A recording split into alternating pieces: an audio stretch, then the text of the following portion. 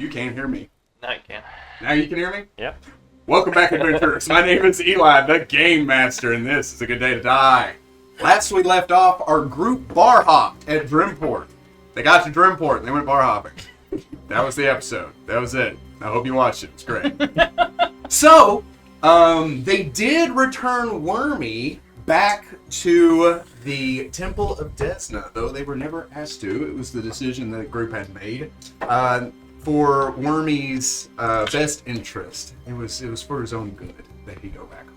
And we're not going to regret that in 7 sessions at all. No, not at all. I just, made him just so you can give him away. But the group did decide to split the party. Half of the group going to the Island of Power, the other half going to the Island of Knowledge. The group going to the Island of Power are going to go seek High Mayor Hawthorne. However, they were turned away by the receptionist, but they met somebody, presumably one of Mayor Hawthorne's sons, named Melchior. The other group are heading to the library to do a little bit of studying, and we'll go ahead and pick it up there.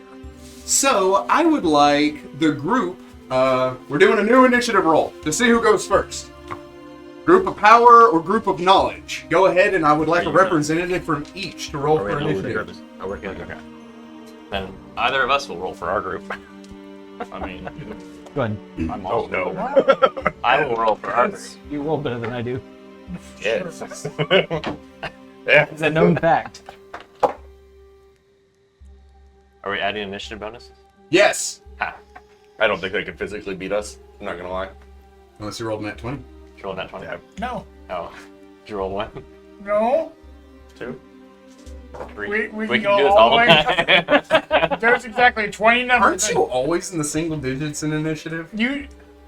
So imagine my confusion when Amos looked at me and said, "Hey, you should roll. You roll better." Why are you listening to Amos? I don't know. He doesn't even know what you roll in initiative. Great. What'd you roll? They go first. Don't even worry about it. They go first. What did you get? Out of curiosity. No, an 11. Oh yeah, that's right. You have a negative one. Wow, we would have still gone with my 4. Just. Also, Yeah. we would like to welcome back Derek! He's been absent for a couple of sessions, but now he's here. And Pan. Yeah, do that thing. Just Does they have the Sam Reich thing? I work in the sun. Here. Praise the sun. No. You can sponsor us, drop out, that's fine. From the guns. Oh no! Melchior had recited to you a poem about a foxkin. And then he turned to you and with a bow and a flourish said, "My name is Melchior Hawthorne, at your service." He takes his cane, he puts it on the pommel of your sword, Manzarek, and he says, "Please, darling, I've seen swords much larger than yours, and you don't threaten me." He twirls the cane and puts it down. He says, "I couldn't help but hear your plight, and I wanted to offer my services to you." Why? Why? Why? Why? He says, "Because I happen to know your father." Really? Of course!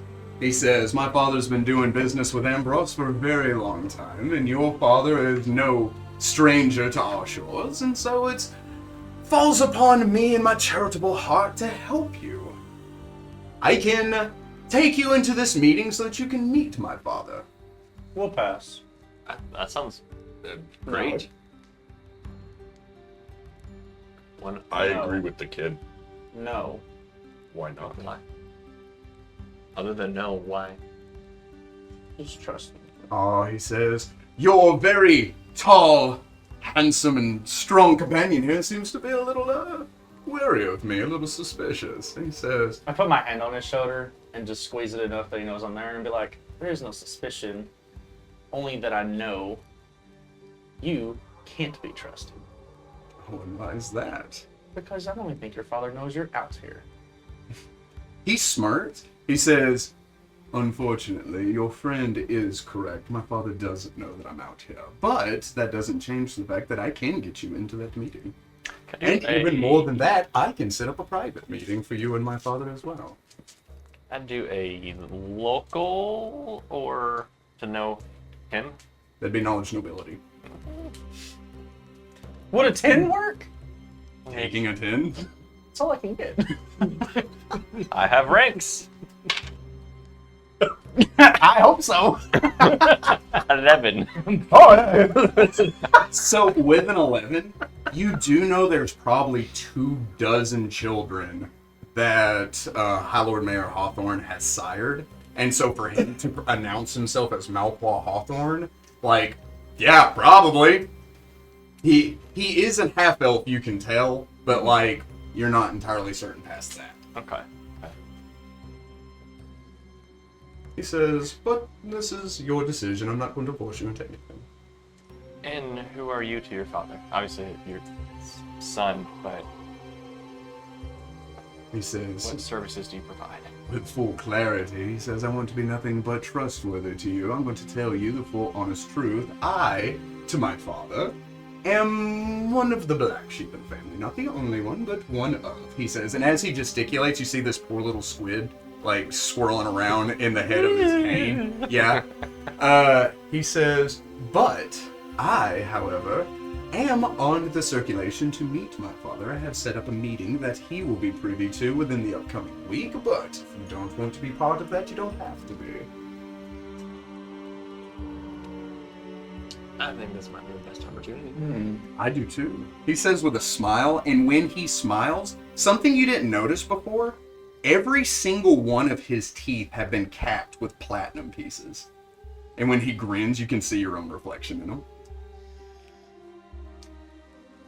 And what's in it for you? For me, he says, I do have a small request, but that is semantics. He says, I can take you into this meeting as of now, free of charge, and then we can discuss what's in it for me afterwards. A quid pro quo, if you find a meeting with him to be of use to you. However, if you step into this meeting and see my father dealing in his boring governmental issues and find no use for him, and he says that'll be on you, and you owe me not a thing. I just know what it's like to have a father that's so absent from your life.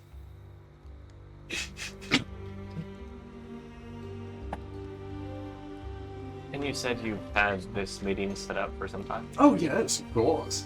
See, my father circulates for his children, going from each one to spend a certain evening or day with them, whatever, depending on their importance. And he says, and it's been years since he's seen me. I'd be surprised if he knew my name, much less my birthday.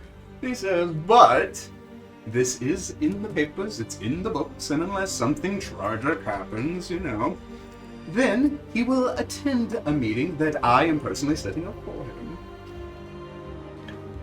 What could go wrong? You set it up for him? Of course. He says it's my father. He says he hasn't come around in a very long time, and I want to make the most out of it. But you said he goes around and sees. He goes around and sees his children. Yes. How are you the one that can make a meeting if he's the one that's doing it? Because I'm on the schedule, darling. But did he make the schedule? Of course he did. But you just said you made it. I am setting up the meeting. He has made the schedule. I'm gonna roll a sense motive. You may do that. So much better than last roll. 24. 24, you said? Well, Yes. Jeez. see what Huh? See what? 24, you say? He is telling the honest God truth. It seems like he's very earnest in helping you because he finds a kinship with you. And when he says he knows your father, like, yeah, he has seen your father, he knows your father. You, on the other hand, have never been to Germport. He's never met you before. But when you introduced yourself to the receptionist, he overheard it. Okay. He takes the bottle and he takes a deep drink while you're kind of like mulling this The over. only thing I can tell you is I'm accustomed to quid pro quo as always being in the other person's favor. Sounds to me. He like pushes the bottle into your chest. Do you take it? No, I'll let it drop. It just busts. You see people like stop and look. He goes, it seems to me that you need better friends, darling. He kind of, the girl that was standing next to him, she kind of like looks around and she reaches into her bag. She pulls out another bottle of wine with the same Kraken logo and walks over to him. He takes it.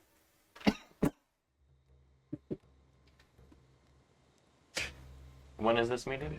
The meeting with my father is within the week. He says a couple days' time. Do you think this is the best way to go about it? I'm not sure how meetings are set up. It's not my forte. Why were you here? He sets, Now. he sets the bottle down, and he says, "That, darling, is my own little private business. I hear that there's some juicy gossip going around amongst the bigwigs of the governmental sector, and I was interested to know what was happening. So introducing your friend here to my father will serve both of our benefits. I will be able to slate my curiosity, and he'll be able to meet him." Don't look at me. I'm a fraud. Oh, that's racist. You're Ripley. Don't let anyone talk down to you. They kind of have to. He's shorter. Nonsense, he says. That sounds like talk from somebody that he gets way into your personal space as he presses himself against you. How tall are you? 6'7". 6'7". He's only a couple inches shorter than you. He's very tall. As he kind of presses himself into you, right? And he says, coming from someone so stoic. Thanks. And I step back. He is still leaning, but against nothing. So, My God. personally speaking, I would not suggest it. At But this that point, is I don't your see another choice. way. So, how should we know when the meeting is? What's going on now, darling? That's why you're not able to get a meeting with a new stepmom. No, when is? How will we know when it's our time to meet? Oh, our time to meet him. He says, in a couple of days. He says, I need a little preparation time. Once everything is set up, I will send in for the request, and then he will come straight forward. But you do have my promise that it will only take a couple of days. But if you'd like to see him for yourself, darling, that could take days, months, weeks, years, who knows?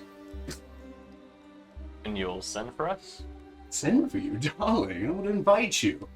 I happen to own the most prestigious theater in all of Drimport, the Nightingale. Maybe you've heard of it? I'm sure you have. He says, and you can stay there free of charge. Enjoy the entertainment and the music. He says, by the way, have I introduced you to Violet? The girl standing off to the side gives a gentle kind of bow. He says, she has the most riveting voice in all of Drimport.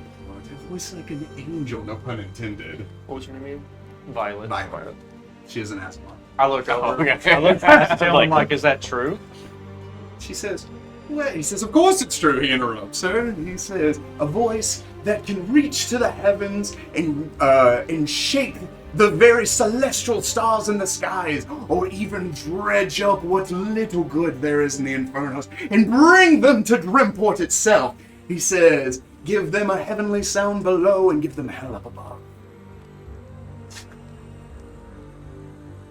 So glad she answered. I looked at you to be like, this guy's obviously cracked out of his mind.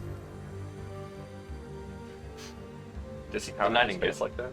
He just, it's almost like a twitch. Okay.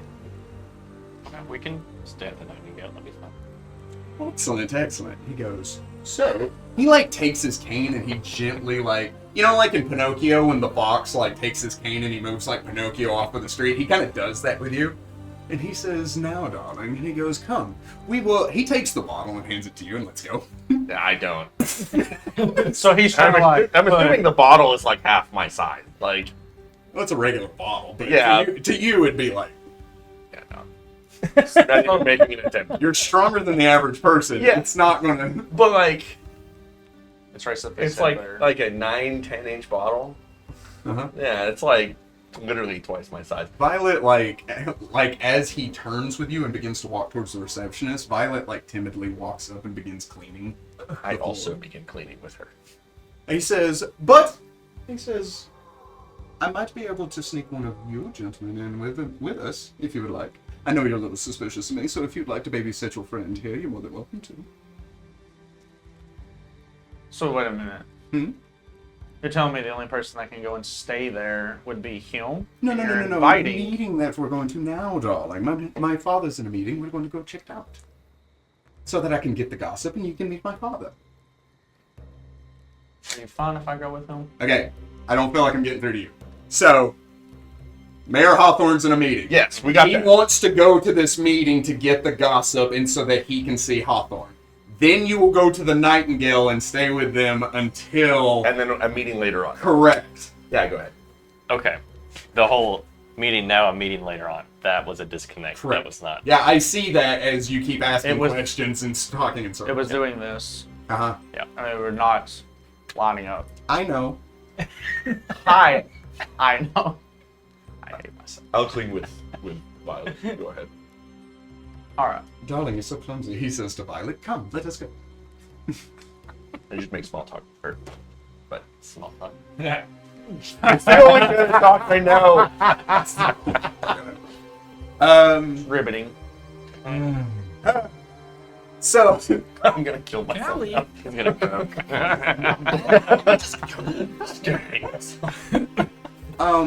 so as you begin to head over to the reception table with him, you begin to talk to Violet, right? What kind of questions would you ask her? I asked about herself, Mhm. like who she is, and if she actually has this beautiful singing voice. I would ask her. I would ask her about Melchior and if he's like somebody that's actually trustworthy, or if he just like prances around like an idiot. And that'd be kind of the general conversation. I got you. So, as you three head out, you begin talking with Violet and a couple of things that you learn from her.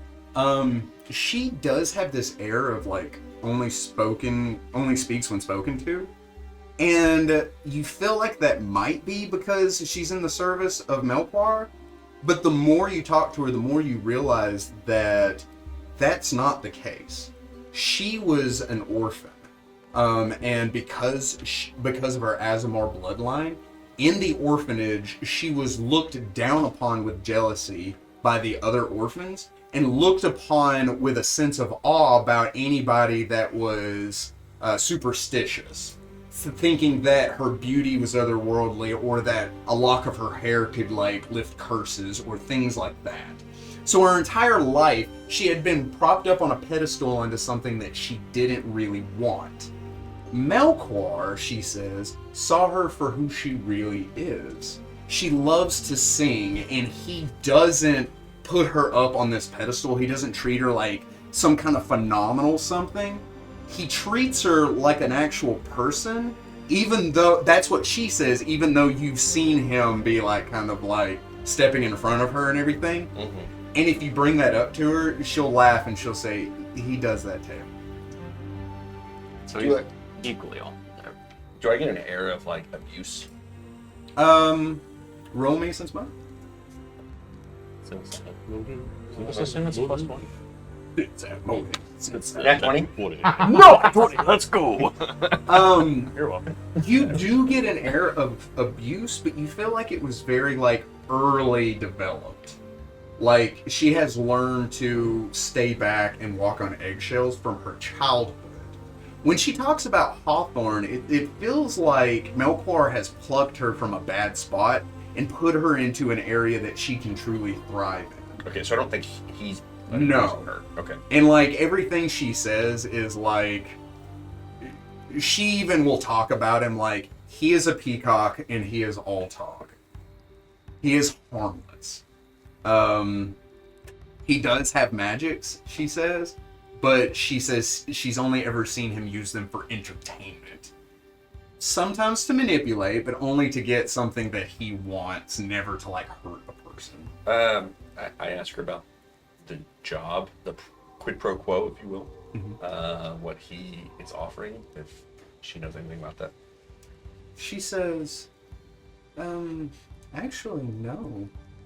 We actually came in here to get some of the gossip that's going around, but as far as like what he wants from you, I have no idea. It's not something that he's really spoken to me about. He says, but it may have something to do with the play. She realizes that she probably shouldn't have said that, and she like gently covers her mouth. And she continues cleaning. I know nothing about the theater. I only know what is in the swamp. So don't ask her about the play, because I don't know what that is. Okay. She will just continue to clean. And I continue to clean as well. Melchior walks up to the reception desk. He says, "Gentlemen, just give me a moment." He walks over to the receptionist and he says, "Hello, darling," as he leans on the counter. She looks up and she says, "Melchior, I told you we can't be seen together." And he goes, I know, and I'm not going to bother you very long, but I do need permission to head up into the upper quarters so that I can meet my father. It's very important. She says, "This is a very important meeting.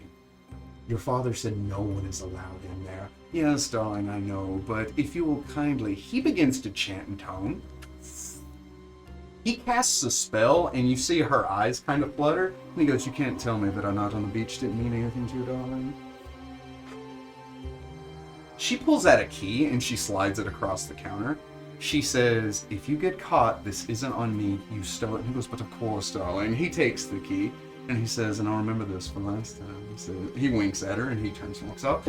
He says, "Candy from a baby, gentlemen. Please follow me." As he begins to walk through the crowd and begins to head up the stairs.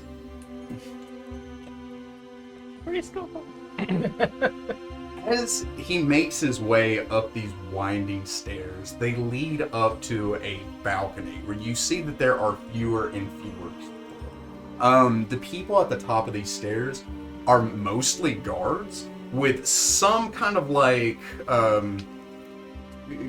people that look like they belong on some kind of council.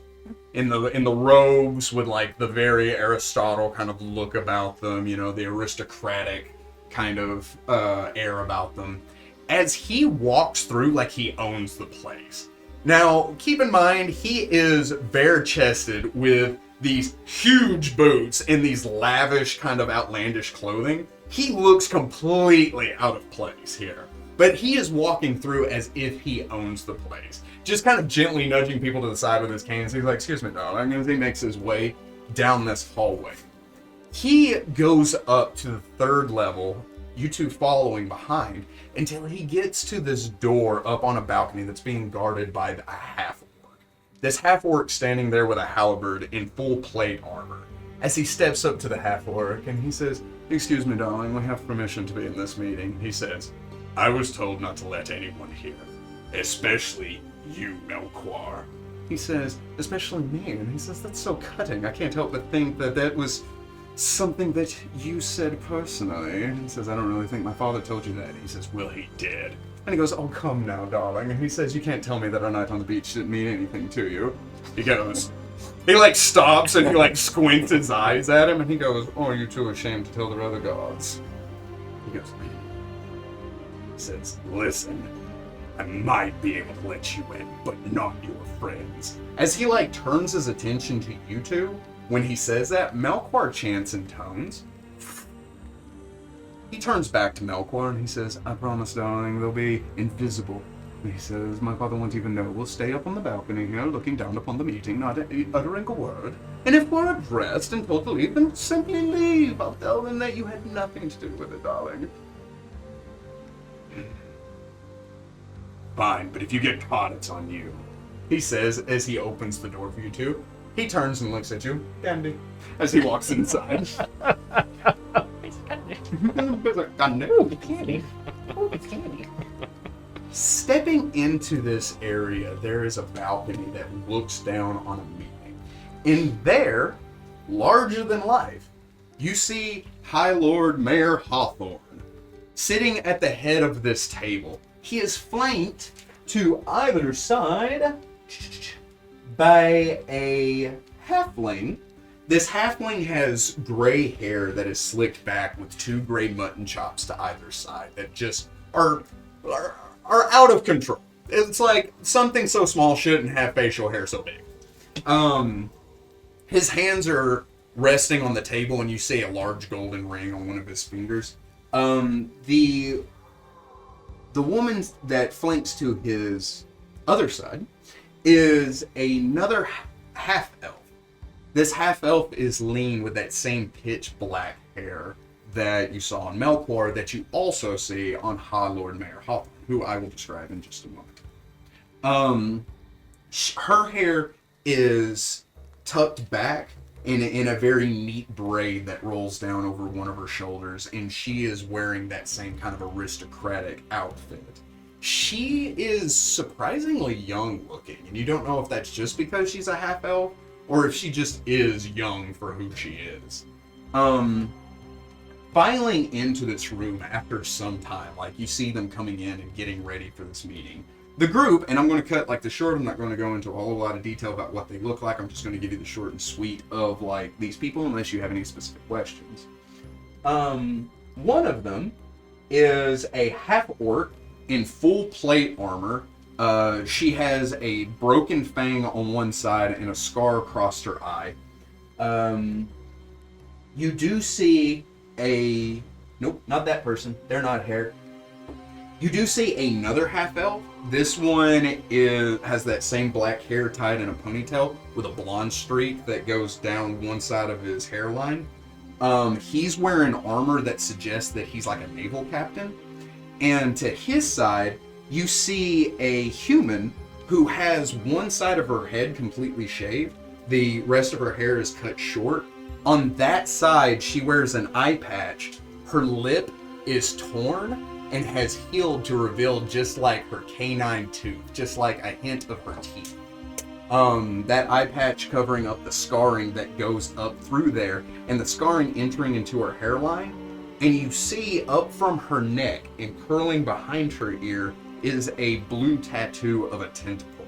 So you feel like this tentacle leads down into another tattoo that you can't see, with only that peeking up.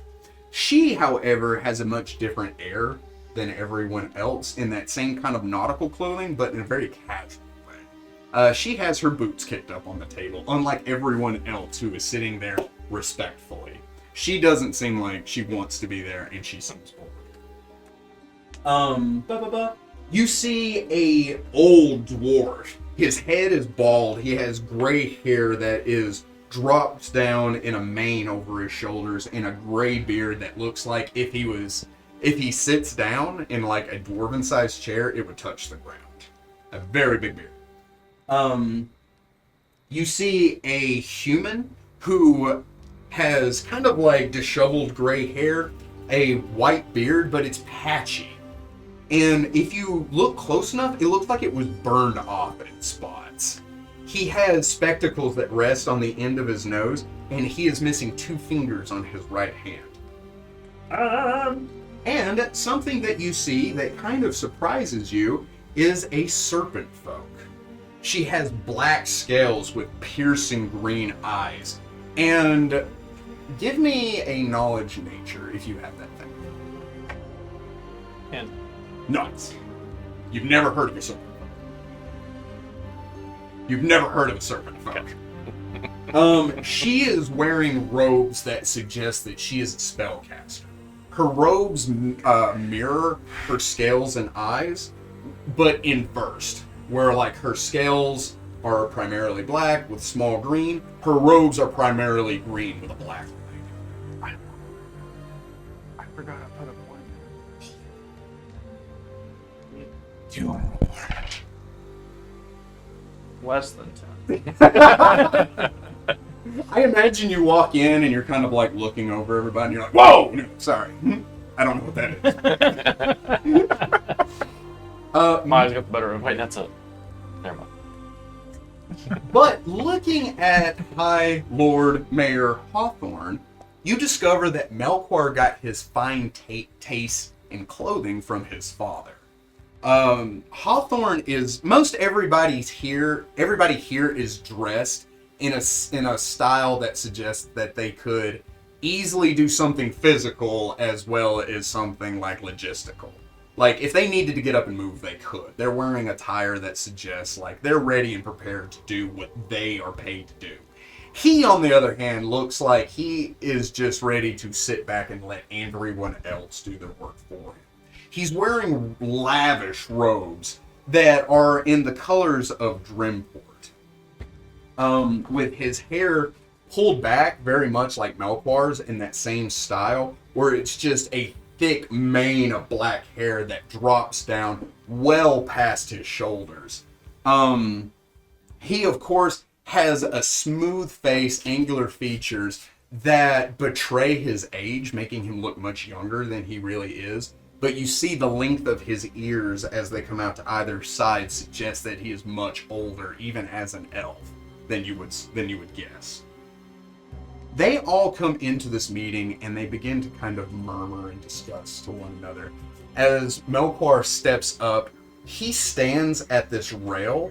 This rail is just a balcony overlooking all of this. There are no stairs down. It looks like there's a few seats up here, as if this place had an overflow. This would be part of it. Or if there was an important meeting and somebody wasn't presiding, this is where they would sit to overlook the meeting. So the fact that he knew it was here and the fact that he got here is kind of impressive. But he stands by the door, not even looking over at the meeting, as he just... You two. How high above the ground is this? It's about a story up, so about a little over 10 feet. Yeah, I'd go to the railing and just kind of... So, as you do so... And I would also go up and just be behind them. As you step up and you kind of overlook this meeting, right? It seems nobody notices you up there, partly because they aren't looking for you, with the exception of the girl that has her boots kicked up on the table. She's leaning back and you see her eyes wander up and she tilts her head to look up at you with an expression that says, "They're not supposed to be there." As Mayor Hawthorne says, "Well, ladies and gentlemen, let us start our meeting." He says, "First thing we need to talk about is Ambrose," he says.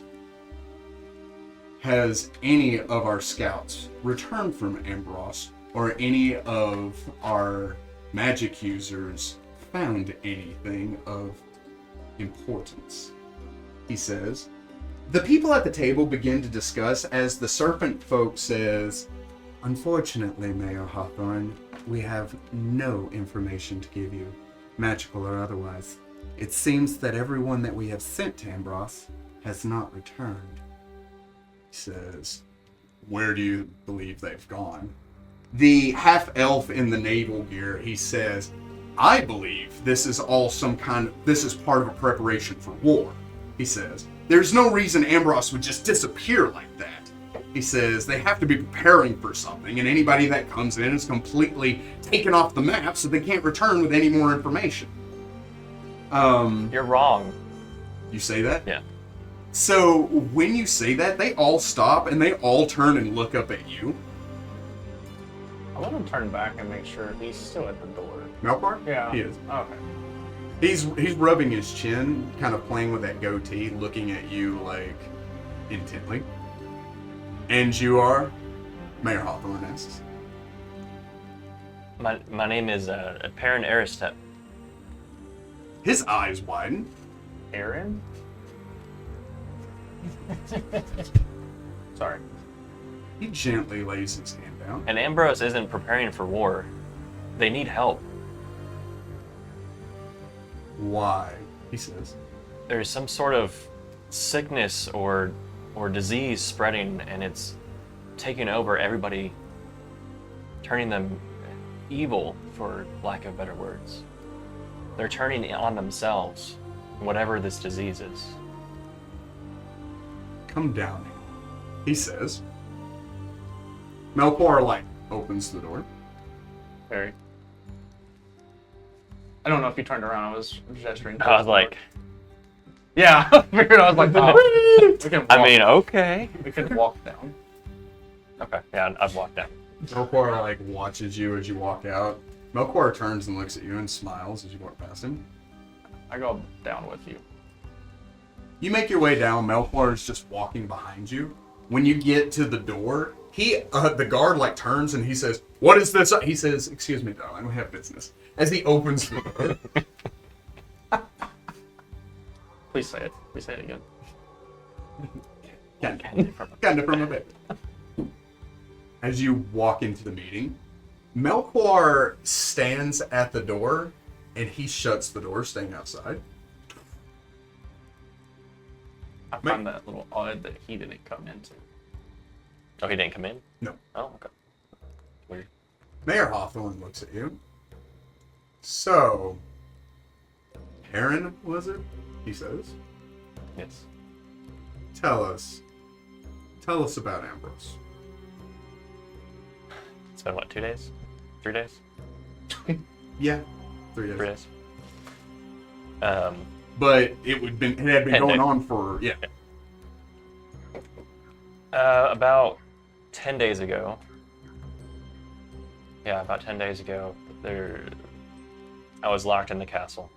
My father made me stay in there to report on. He had to go figure out what's happening with Ambrose. And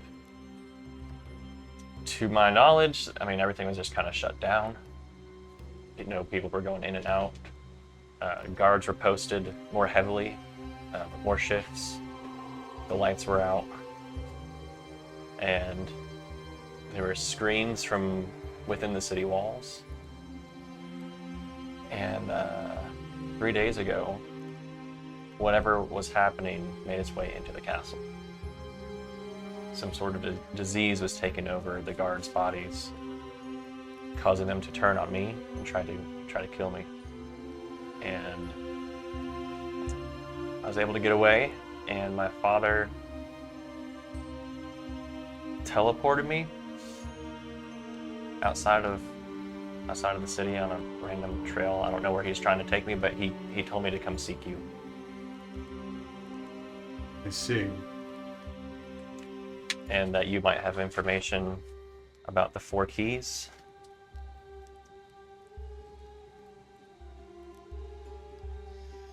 Unfortunately, I don't know what your father's talking. I can't help you, and I have no information. It's sickness. Says, how did you make it here? If your father teleported you so far from home. By luck, I landed near a caravan that was on its way here. And that'd be where I came in. I just told him I would make sure he made it here to be able to talk to you. I did not know this kid, but whenever he first appeared out of thin air to us, he did seem very frightened to talk about the whole thing. He seemed to be doing better now. He was very shook up whenever he first, I guess, was teleported. And how did you make it into my meeting? The door suddenly opens and Melchior steps in. He goes, "That's my cue," as he steps into the room.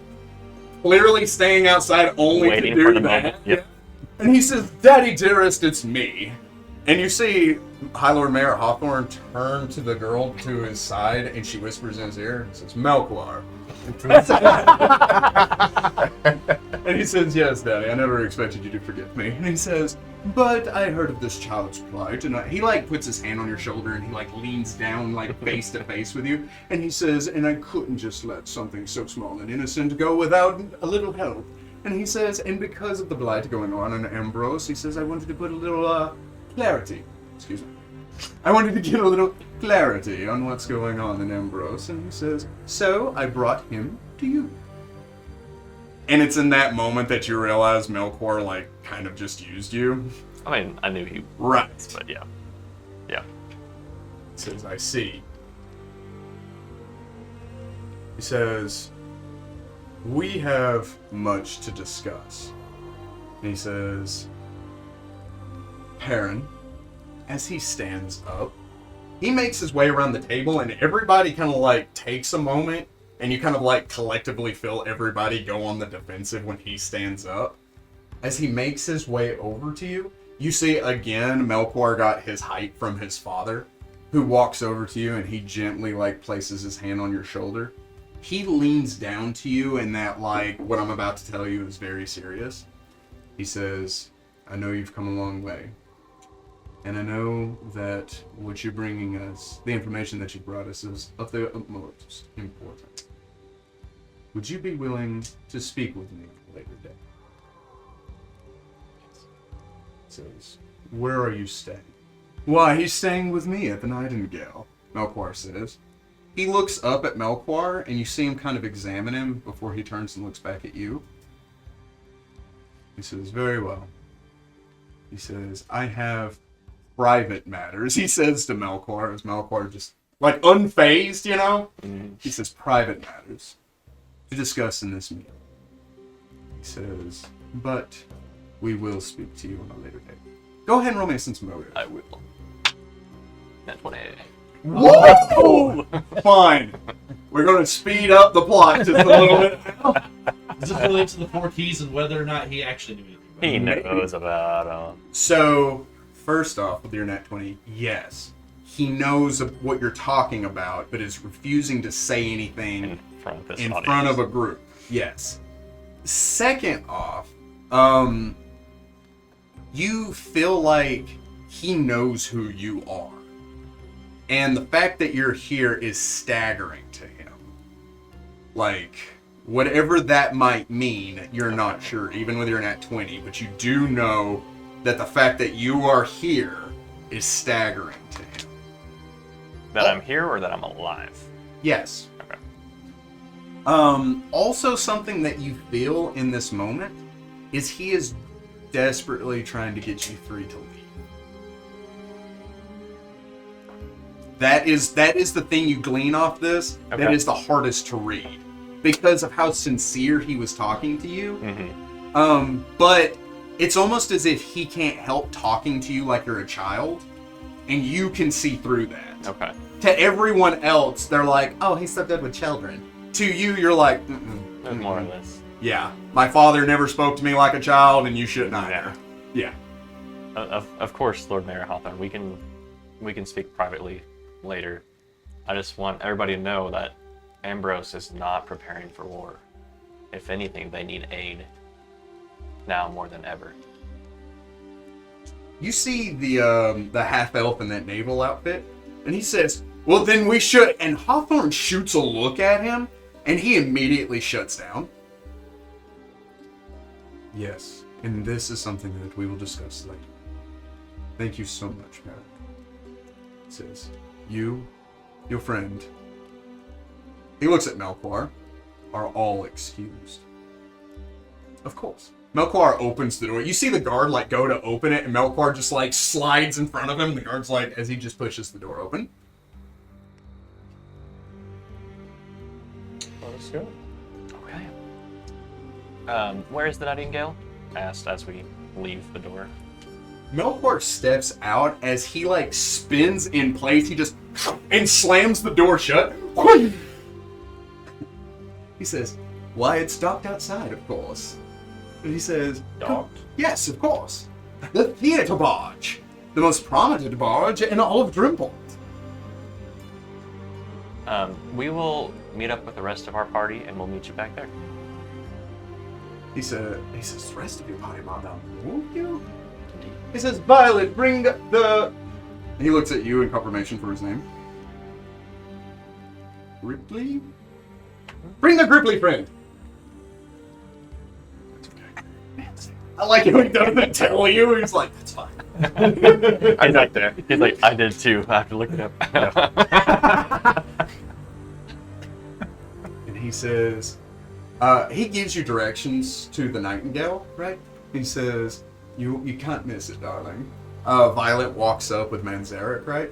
He turns, he says, "Violet, thank you so much." He says, "You've been such a good help." And he says, "We're going to the Nightingale now to prepare things for our guests for tonight, to make the rooms more comfortable for them."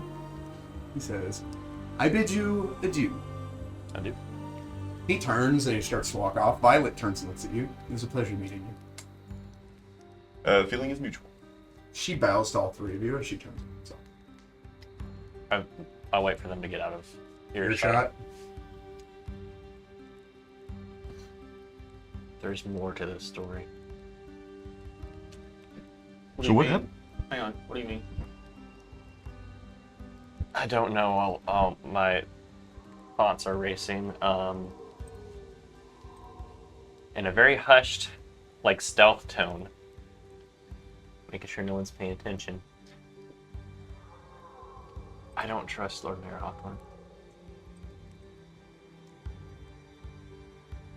I almost instinctively want to think that he is part of the problem with Ambrose. But I need more information. But why would your dad send you to him Mm-hmm. if he's the problem. Just you're right to keep your guard up. Just be vigilant. And let's go meet. I'm sure the other ones at the tower, the island of knowledge, are gonna be there much longer than this took. So let's head over there. Well, as we go, at least tell Menzer what it is that we had discussed. It's not a lot, but I don't know any. And I give you a Like, briefing. I am straight up not aware of what the heck y'all are even referring to. I just said I was going to get you there, and then everything else was... Is there anything that you with Exposition. hold? No. Okay. No, I don't withhold enough. Because that's what friends do. Is that trust? And forget their names. Trust. No, Delaney forgot his name. And that's okay. Friends, I said what I said. Yeah. So we'll. To the island of knowledge. Okay. Huzzah. Huzzah! So, you three make your way to the island of knowledge. We're there. Oh yeah. Knowledge. Knowledge. Oh, yeah. Certainly, there's a Marcus with us. A what? There was always a mark. It's always mine. It's always been here. Good. Yeah. So- Sorry. I'm a least to serve. Thank you very much. So, because the temples were also on the island of knowledge, you three didn't have to leave. You just made the quick trek up there, where the rest of them took like an hour to sail across the bay to get to the island of power. Again, this inlet is large enough that a royal armada, an entire fleet, could fit inside of it. And each island's the size of a city. So it took you a little doing to get around and navigate yourself to the center area where that spiraling wizard tower is, and you're able to get into the library. As you step into the library, you see a kind of old learned man standing behind the counter. He has his hands on a book, his eyes staring off into space as his hands just kind of graze over the pages. You notice that his eyes are a pearly white color. He'll check to You may. confirm what I think is going on. Do that thing. Is he Spell blind? correct, from what I think. Is he blind in reading Braille with an 18? Yes and no. Oh, He is blind. What you gonna Oh, spell? I got spell correct. With a nat 20 on spellcraft, That's three. you Let's look at the third one tonight yet. as his hands roll over these pages. Hang on one second. Da-da-da, I'm gonna give you the Spell that's going on. not specifically the spell, more of the aura that comes on. It is the divination spell, and this book has a divination spell, and it's not unique to him. It's anyone that rolls their hands over the seemingly blank pages absorb the writings that had been placed on there without ink. So whoever wrote in this book did not leave any markings, but anyone that rolls their hands over it just absorb the knowledge therein. And that seems to be what he is doing.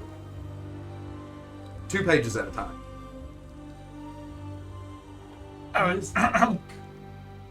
One at a time, please. where did you? Oh, anyway. There's too many visions of Monty Python. I'd say old woman. Man! I beg your pardon? I'm a man. Um, Excuse me, I have a cold. religious section, please. He says, have you been here before? No, Do you have a card?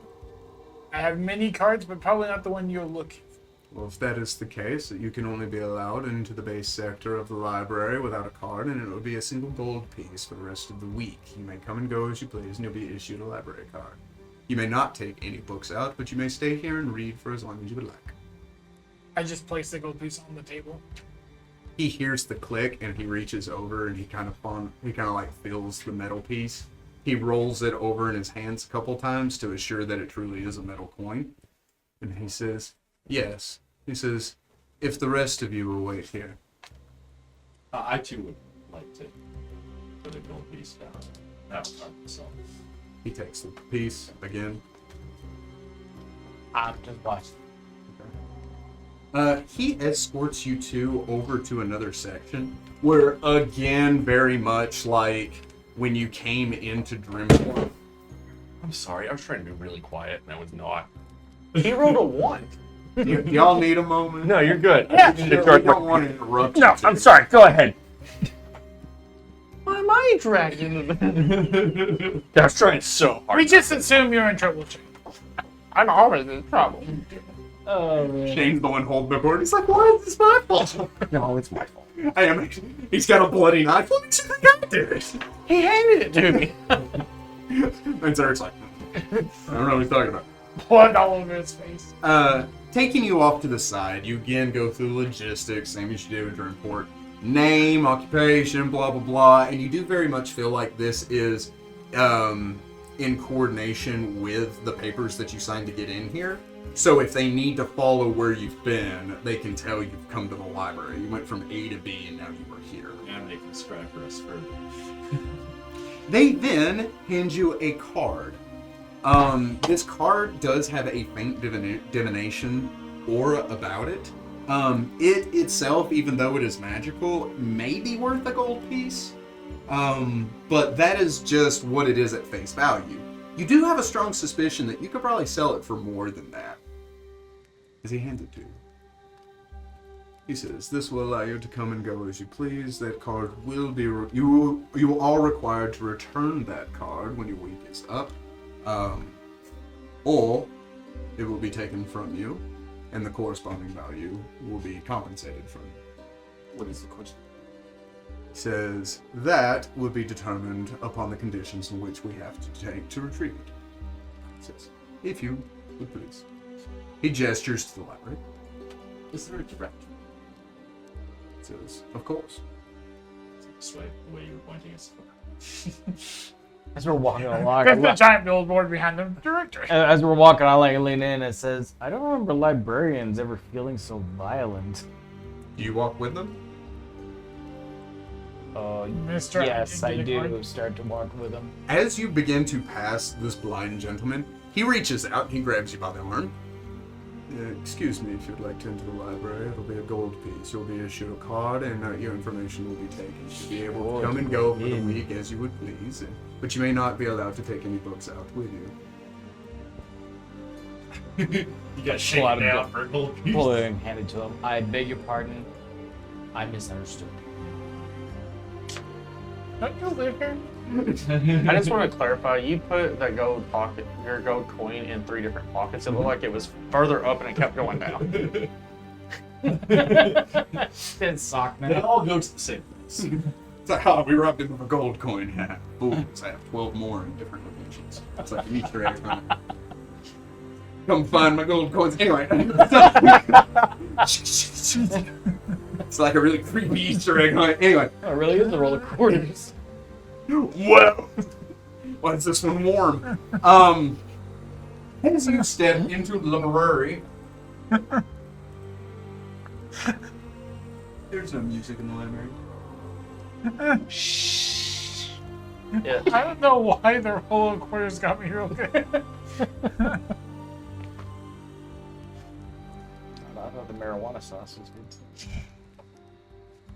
As you step into the library, you see that there are platforms that when you see that there are bookshelves that cover the walls in this wide area that circles around.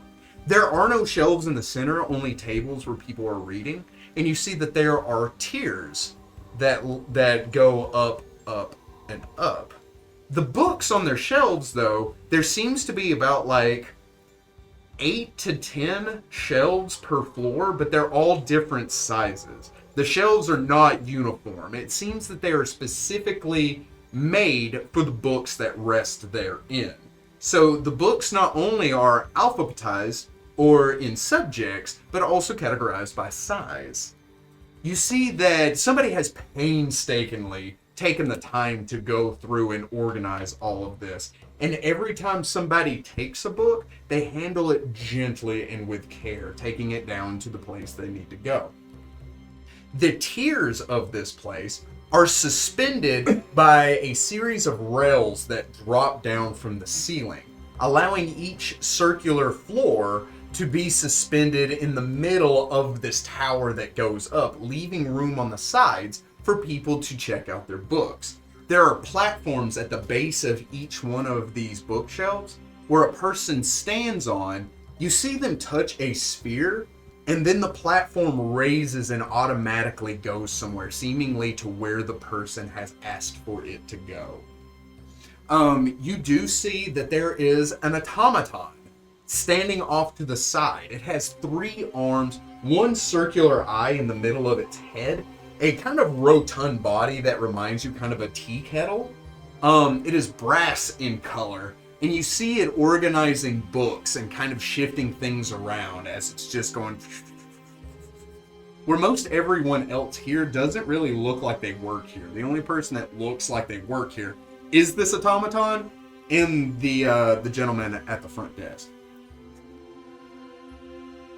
So if I don't see anything that looks like a directory of sorts, like subjects of the gods over here, I would go up to the automaton and just in common be like, could you point to the direction of religious studies? As you say that, it's organizing books. Its head swivels in a complete 180 and it doesn't slow down what it's doing, right? It says, of course. As it its arms tuck back in, it just kind of ducks down, and you see that its legs can raise up and it can walk, but they also fold down where a set of wheels allow it to kind of and scoot across the floor. As it does so, it goes off to one side of the room and it stops. And he says, here is all the religious studies that you may be working for. Is there a specific subject that I can help you with? Symbols and signs of the gods, specifically. Symbols and signs of the gods. You see him stop, and you see that light. Good. Yes? Is there a decent time for a pause? My wife and kids want to see this video. And in that moment, we'll be right back. We want Toodles. We want to see it.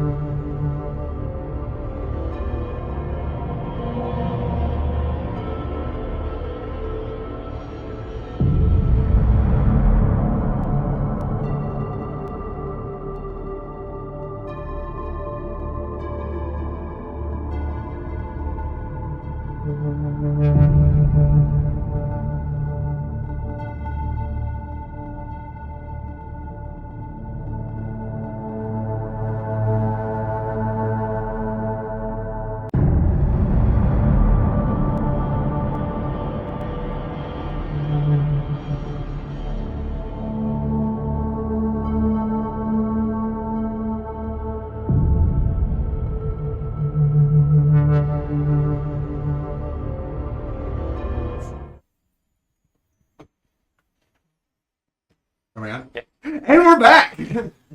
So, last we left off, stuff happened. Then things. Stuff and things, and now we're back.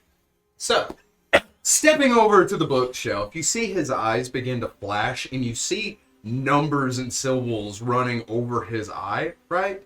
And he reaches over and he touches the orb as he says, "This will take you exactly to where you need to go." I step onto the platform. It raises you up onto a tier. There are bridges that extend out to a small platform that circles the entire area. There's a rail that's about that high, but even so, you're like, this doesn't look like it's up to code, as you're able to pick out the books that you would like. Now, the way that the library works, mechanically speaking, using a library, it takes 8 hours to research whatever the subject matter you would like to be. If it's a very specific subject, there is a DC that needs to be met with that. When you meet that DC, you either gain a point, or if you get a critical success, you gain 2 points for every 8 hours, depending on the difficulty or the rarity of the thing that you're looking up. So if what you're looking up is a 3-point thing, it'll take you 3 8-hour sessions to find it. Does that make sense? Mm-hmm. If you get a nat 1, however, you go on a wild goose chase down a rabbit hole that has nothing to do with what you're looking for, and the day is wasted. Does he learn something new and insightful that has nothing to do with the subject? If he is able to make that, if you make the DC roll for that and you gain that point, then whatever the subject you're looking for is, once you've obtained it, you'll have a permanent +2 to anything surrounding that subject. So like if it's religion, right, and you find this very like specific religious thing, every religion roll you roll that pertains to this will be a permanent +2. But you can't do I guess religion for dummies and get a +2 on all religion. Not all religion checks, just like if you do a rating. But like, so I'm specifically doing holy symbols, so would I get a +2 to all? I know what the holy symbol goes to, I just don't know anything past that. For A identifying. +2 for identifying a... Are you looking for a specific, like With a that specific? holy symbol, it would be like who it belongs to, what it means, why you have it, blah blah blah. You can roll and get that +2. But for like the specific answer you're getting, I determine what the difficulty is, how many points you need Correct. to make. So, specifically, what are you looking for? The whoever holy symbol this belongs to. Okay. I need you to roll me a knowledge religion check. Is that the darker, spookier one that my friend recognized? No. Not bad. Wait. I don't have any ranks in. It's an 18, but I don't have any ranks, so I think it's a 10. The 10, you have no idea what you're looking for. You are poring over these books and you have no idea what you're looking You couldn't do linguistics? for. So, Okay. So I'm just curious. I would almost an hour and just trying. I would be like, wait, go to what I know. Can I look up if there are any planar creatures that use that same symbology? symbolism. Yeah. You may. Okay, because I have knowledge of the planes, I just don't have knowledge of religion. It's a Cessna. Boeing? No. 25 is the number. 25. Taking a Dreamliner. Don't know why. 3 rows. I heard Dreamliner 3 rows. The plane. He's doing knowledge planes, so planes went in my Trains. head. And automobiles. You stretch that thread as thin as it could possibly go. Oh, it could go. One it more could pound go higher. Way better. Wait.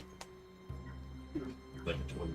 You underestimate the transparency of the thread that Delaney can create. I'm not talking about length of thread. I'm just like, that was a stretch. It gets stretchier. While he's doing that, what do you two do? There's 3 things that I would like to do. One, I would like to inquire as to who the doorman, obviously a wizard, is, or well, maybe not a wizard, but some kind of spellcaster, if he's still in the vicinity. And I would also like to know what the nature of the book is that he was reading from. So you go make small talk with the receptionist. The receptionist. I got you. I feel like he might be slightly more than a receptionist. So stepping over to him, right? How do you go about asking him those questions? Pardon me. Yes. What are you reading? He turns the pages over to like the very first empty page. He turns the book to face you, and he holds out his hand. He takes you by the wrist. He lays your hand on the book, and in doing so, like when you just lay your hand on the book, there's a jumble of information that goes into your head. And it makes you kind of like retract for a moment. He grabs the palm of your hand like with both hands as if it was a video game controller, and he directs your fingertips over to the page, and he begins to scroll over the page with your hand, and you know the words. You're thinking them as if they're your own thoughts. And as you begin to kind of scroll over that, it seems to be a study on lesser known creatures in the Undervault. The Undervault is a series of chambers that reside in the Earth's core. These series of chambers are kind of a world of their own with different ecosystems, different civilizations, different development of like creatures over the years. And all of this is just explained kind of in a summary of what is in the book. He allows your hand to scan over it a few times before he lets go of you, either allowing you to continue or to go away. I would probably pull away at this point. And who does this library belong to? Are you just the receptionist here, or did you catalog all these? Is this your knowledge? Oh, I promise you, I have done my fair share of work here, and he says, but this is most certainly not my library. He says, the head spellcaster here is Zaltrivan. Can he be found here locally, or is he cheap? And currently she is in a meeting. Is there a time of day in which it would be best to meet with her? That she would be more likely to be free or available? I can set up an appointment for you if this is of an urgent matter. I assume you are registered in the system, correct? Did pay gold for this card, didn't you? Yes. Since we have your information, I will be able to move that information up to her. And I promise you, if she sees you fit to have a meeting with her, she will contact you. May I know the nature of which the meeting is? Well, I'm glad to know that that's an available option. It may not be necessary. We need to see what I can find in the library before I waste her time. I see. Well, take your time. And I will go to the same automaton he visited earlier. Excuse me. Do you have anything on arcane binding, or perhaps more importantly, the breaking of arcane binds? Of course! Please follow me. As he takes you over to your own little platform. There you go.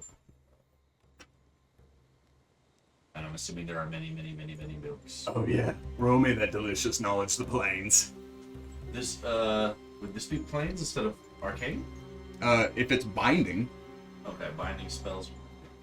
Well, yeah, typically binding spells revolve around like planar creatures. So. Then that would only be a 10. Might I get some suggested reading from the automaton? Around arcane spells? Specifically, the breaking of arcane bonds. Creatures, if there's anything that comes to his mind. Like being bound to another creature? Yeah, breaking. Okay. So he says, that all depends. Where do you believe that your level of expertise lies? Are you wanting to start with the basics, or are you more an expert on the spellcasting? The basics. Ah, I see. Here you go. It's a pop-up picture book. Maybe intermediate? Ah. It's a book you don't know what it's talking about. It seems there's nothing in between. It's like, what's in between? Alright, give me the pop-up Baby's book. first bond. Pre-calculus, calculus 1. Baby's first demonic bindings. Wonderful. Oh, there's a picture. Look, flames. I Flames. do it less to hide. I read that one when I was in pre-K. It's a good one. There's 2 words a page. Look, if you shake it, it rattles. It's for my kid. Where's Period?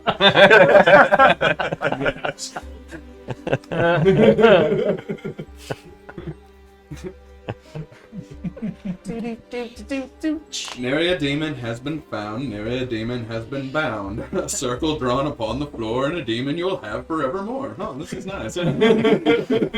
Surprisingly accurate with the runes. Very informative. Everyone walks by. Child. I do not want to draw it, Sam I am. I do not want to draw the pentagram. I won't sacrifice it on a boat. I will not sacrifice that goat. Oh, please, go to Solus interlude. Dr. Pazuzus? I feel this.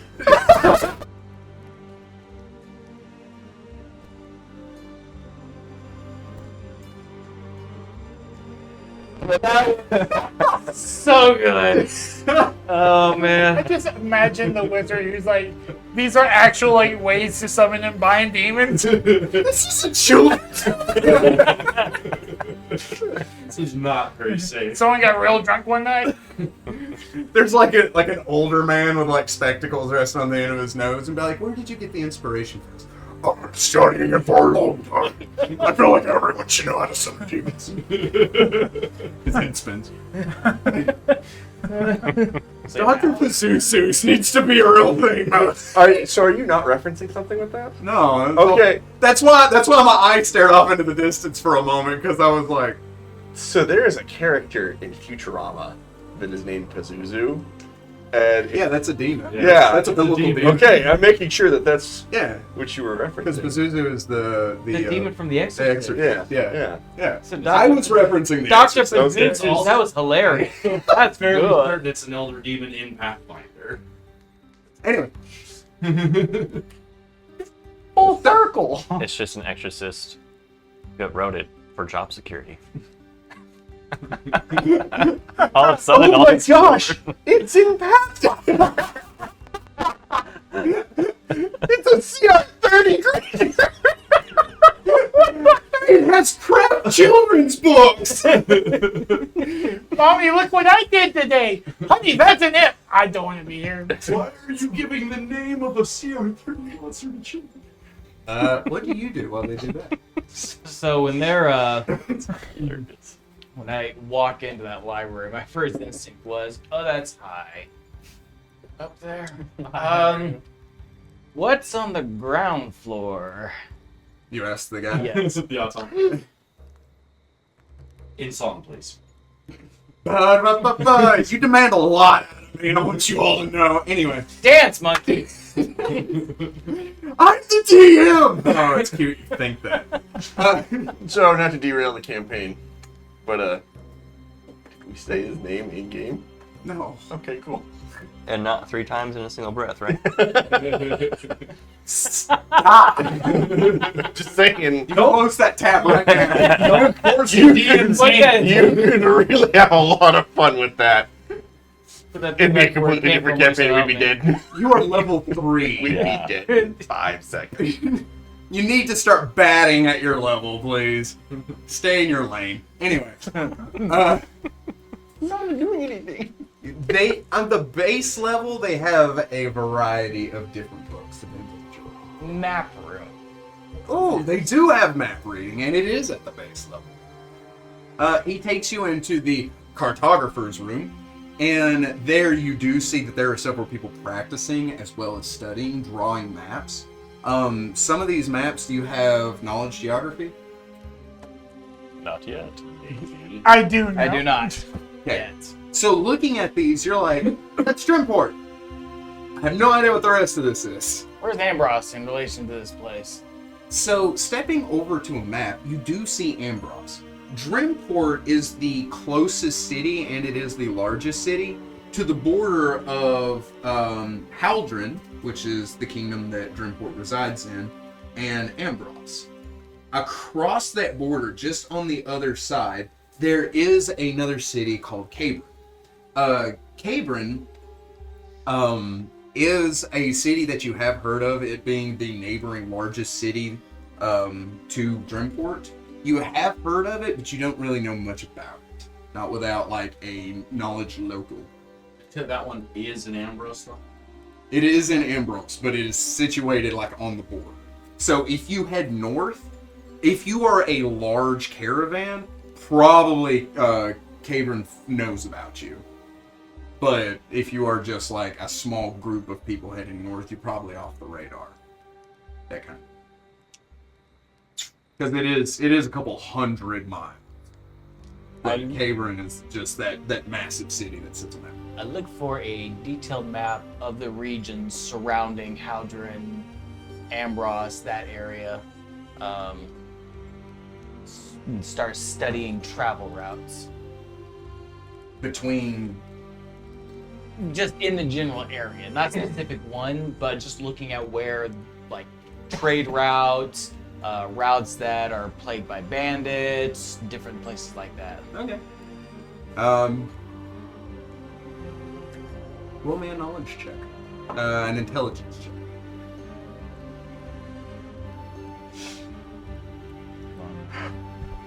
Mm-hmm. 22. It's like where the guy has the two balloons and an H and an A. And he's holding the H and the A, and he's like, I'm sorry, what was it? It's AA. It's the element of surprise. 22. 22, well done. You begin to really familiarize yourself with that. If you study it for 8 hours with that 22, I'll say anything between Haldren and Ambros, anything that pertains to trade routes or travel routes, you will get a +2 on. Okay. Before I really dive into studying, I asked for a quill and parchment so I can take notes. Of course. He sets down a small inkwell. He puts a quill therein, and he lays down some paper. Thank you very much.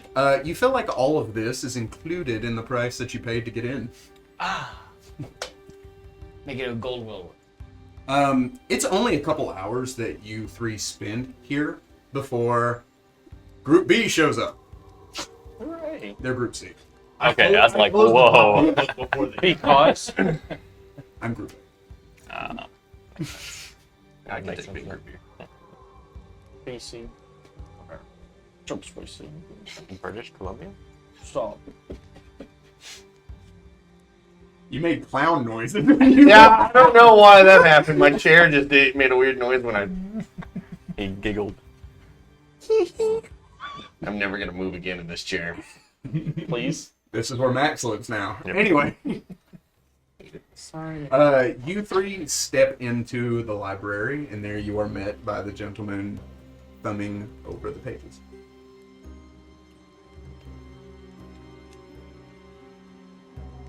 Sir, Yes. have you by chance encountered the gentlemen that have come through here? I have seen many gentlemen come through here, many ladies as well. Is he blind? Yeah, he's totally blind. You asked that? He says, yes, I am. Then you haven't seen them. I didn't say Oh his name. boy. Oh He God. said he had seen them, Oh. In the general sense. but not that sense. We're going to get you. Sorry, intrusive thoughts. I've never had the chance to throw a child out of the library before. I'm looking forward to it. Can we enter the library to look for our friends? We're all out of cards. Come back tomorrow. What did you do? We can just sneak in, you can't see us. I didn't gesture. I didn't gesture. Just do it.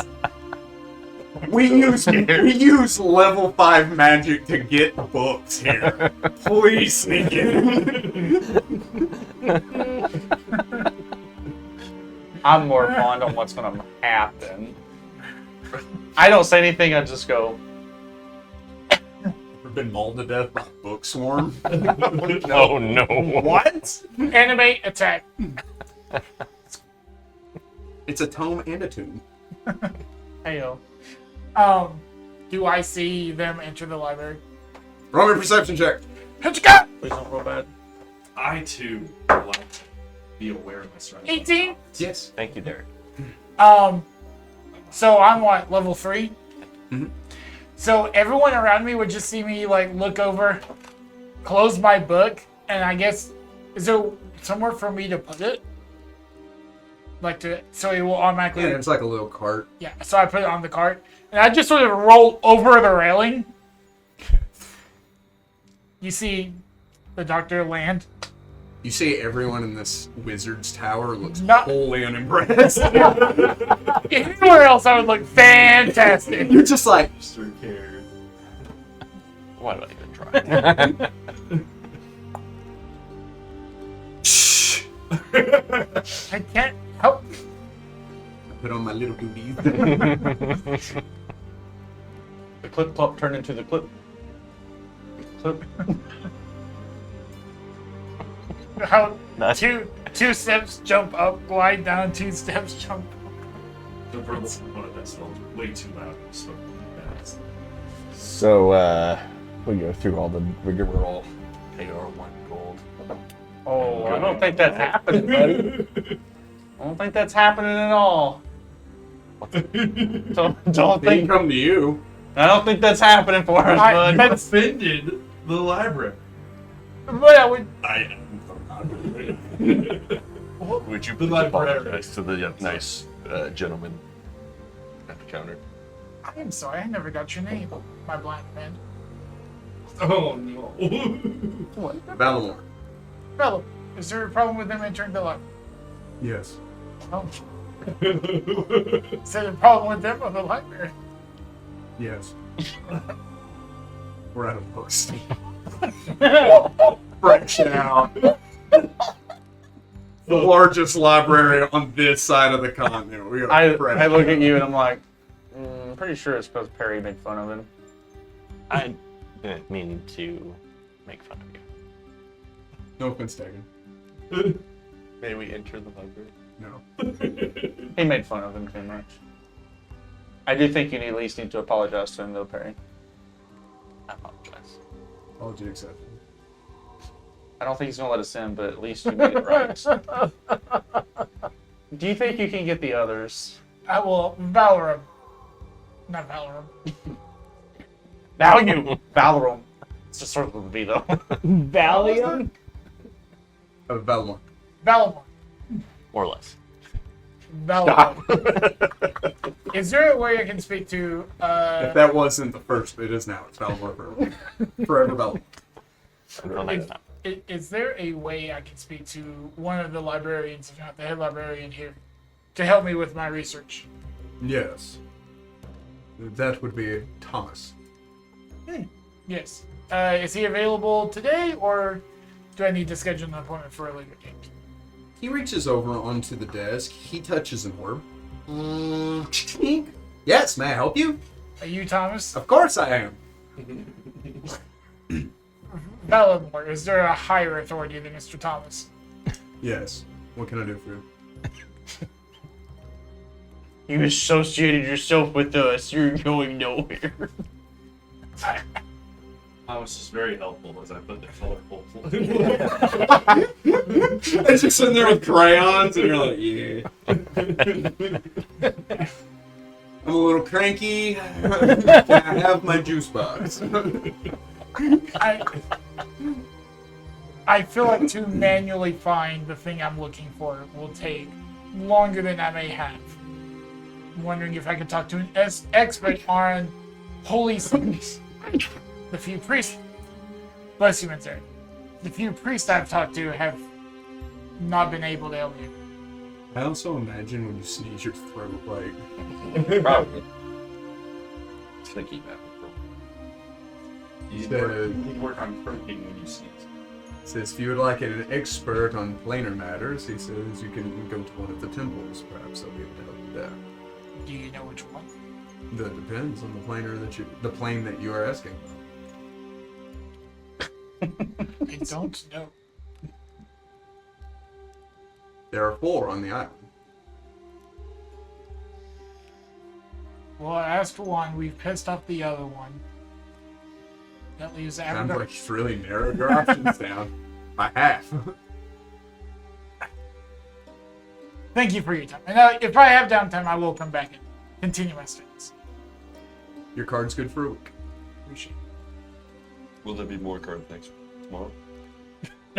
Perhaps. Even if we're on our best behavior? Probably. Did you use magic to sense your surroundings? Sorry, I'm also deaf. Harry, don't antagonize. That was genuine curiosity. It may be, but it's very, very poor I would go etiquette. get. I almost called him Taviel. I would go get Damon and Marcus. Okay. So, wrapping up your studies at the library, I assume you all kind of rendezvous outside of the library. Well, we kind of had to wait out there, so. Yeah. Look at these gold cards I got. Everybody that walked out just had one. You miss it, Steve. Wait, that one says Dr. Isaac. What? This is yours. I mean, how many Dr. Isaacs could there possibly be? At least one. At least. I don't even know if that's one rule.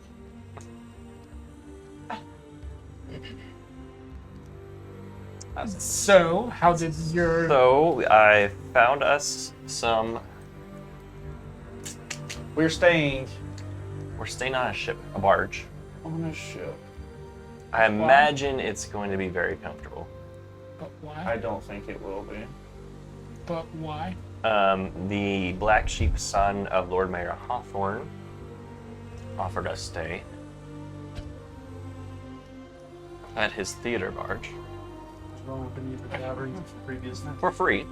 Oh, that's not There's nothing wrong with where we were at. It is the problem of this guy is trying to use Perry to get information out of his father.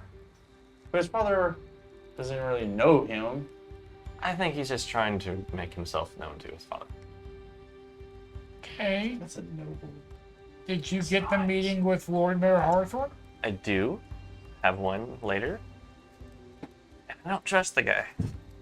I think we don't should trust the probably mayor? wait before we discuss this further. Is there like prying eyes and ears around us? Well, we are out in crowded. public. I think we should wait to discuss this. We don't want to speak ill will of anyone that has authority,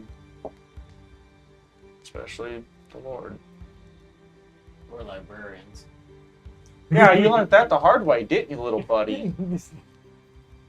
I would like to stop by the Temple of Viridian in Abadar while I'm here. Why? Is that on the way back? We are at the tallest point of this island, so I imagine so.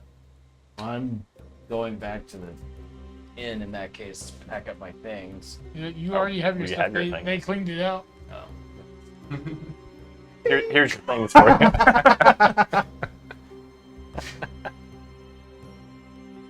That was a week ago. It's Shake this speak. I get this strange sensation. Right? A 3-session long battle with a bounty hunter, and you're just like, why are you doing this? Your library cards. They sent me for them. What? Oh. Yeah, we could have stopped this a long time ago. Oh my gosh, There it's will the be grim, more. it's Next the grim reader. Who they're sitting after me never accepts a contract for less than 10,000.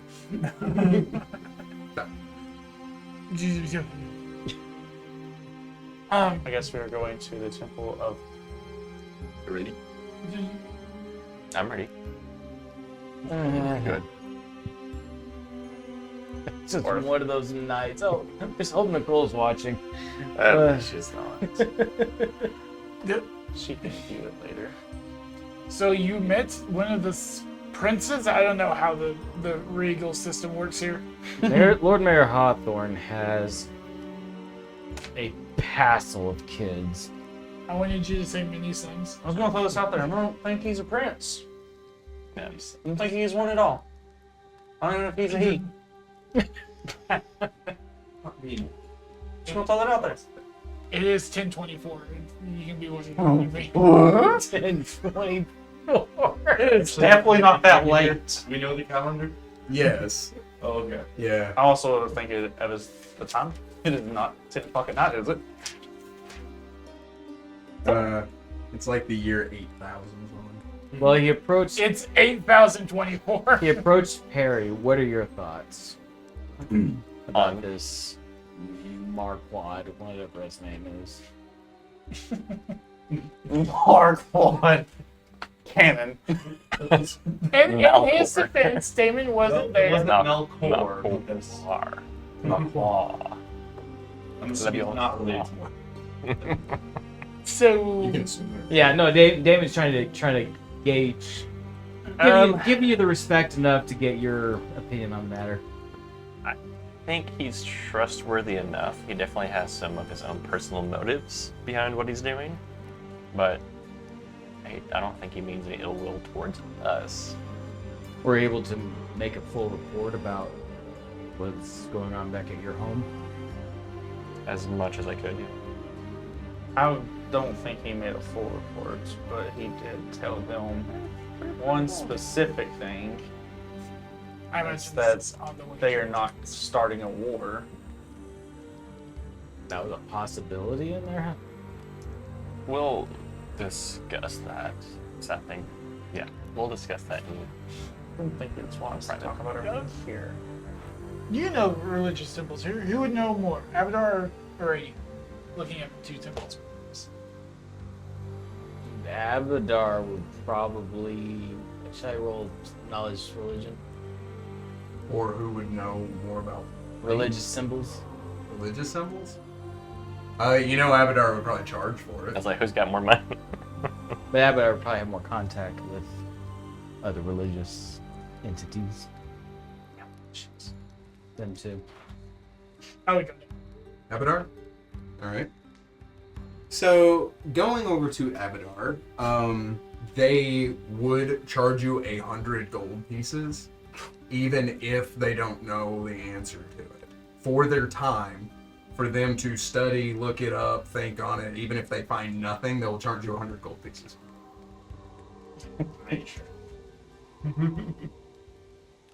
don't have any money. 2 already. You guys have fun.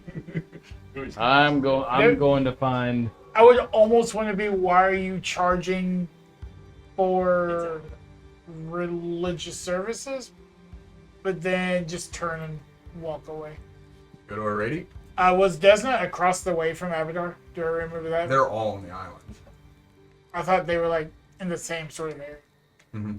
Yeah, there's like a sector on the island that is the temples. Abadar is most inland of all. I'm sorry, that is incorrect. Arady is most inland. So already, Desna. Okay. You go to Desna? I'm going to Arady, then Desna. Okay. And your question is Just, specifically? what is this holy symbol? As I flip you the bird. Definitely was intentional. Now you've upset the DM. He upset the librarian. You said Arady first. Arady first. Sorry. The Justicar of Arady walks up to you. You notice there are no priests or clerics. Just They're a car. all Justicars. Cars everywhere. See, you're doing it too. So if I've got some kind Making jokes? What do we do? It's what I do! It's all I have! Anyway. Sorry if I blow up the audio. The Justicar steps over to you, taking you by the wrist and turning it over. It's not a holy symbol. And what is it? It's not a holy symbol. No deity has that as a holy symbol. I use it to create water. Neat. You're a wizard. You're a hairy wizard.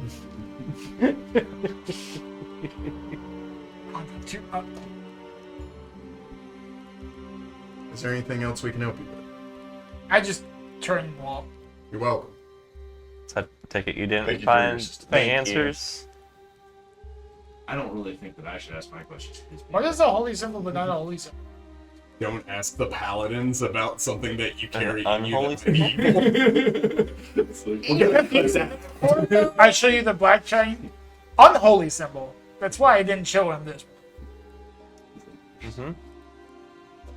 they're the kind that would just look at every problem. This as doesn't a heal. nail in need of a hammer.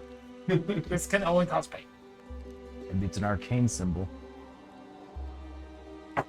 Knowledge. Then his magic would be divine. Oh.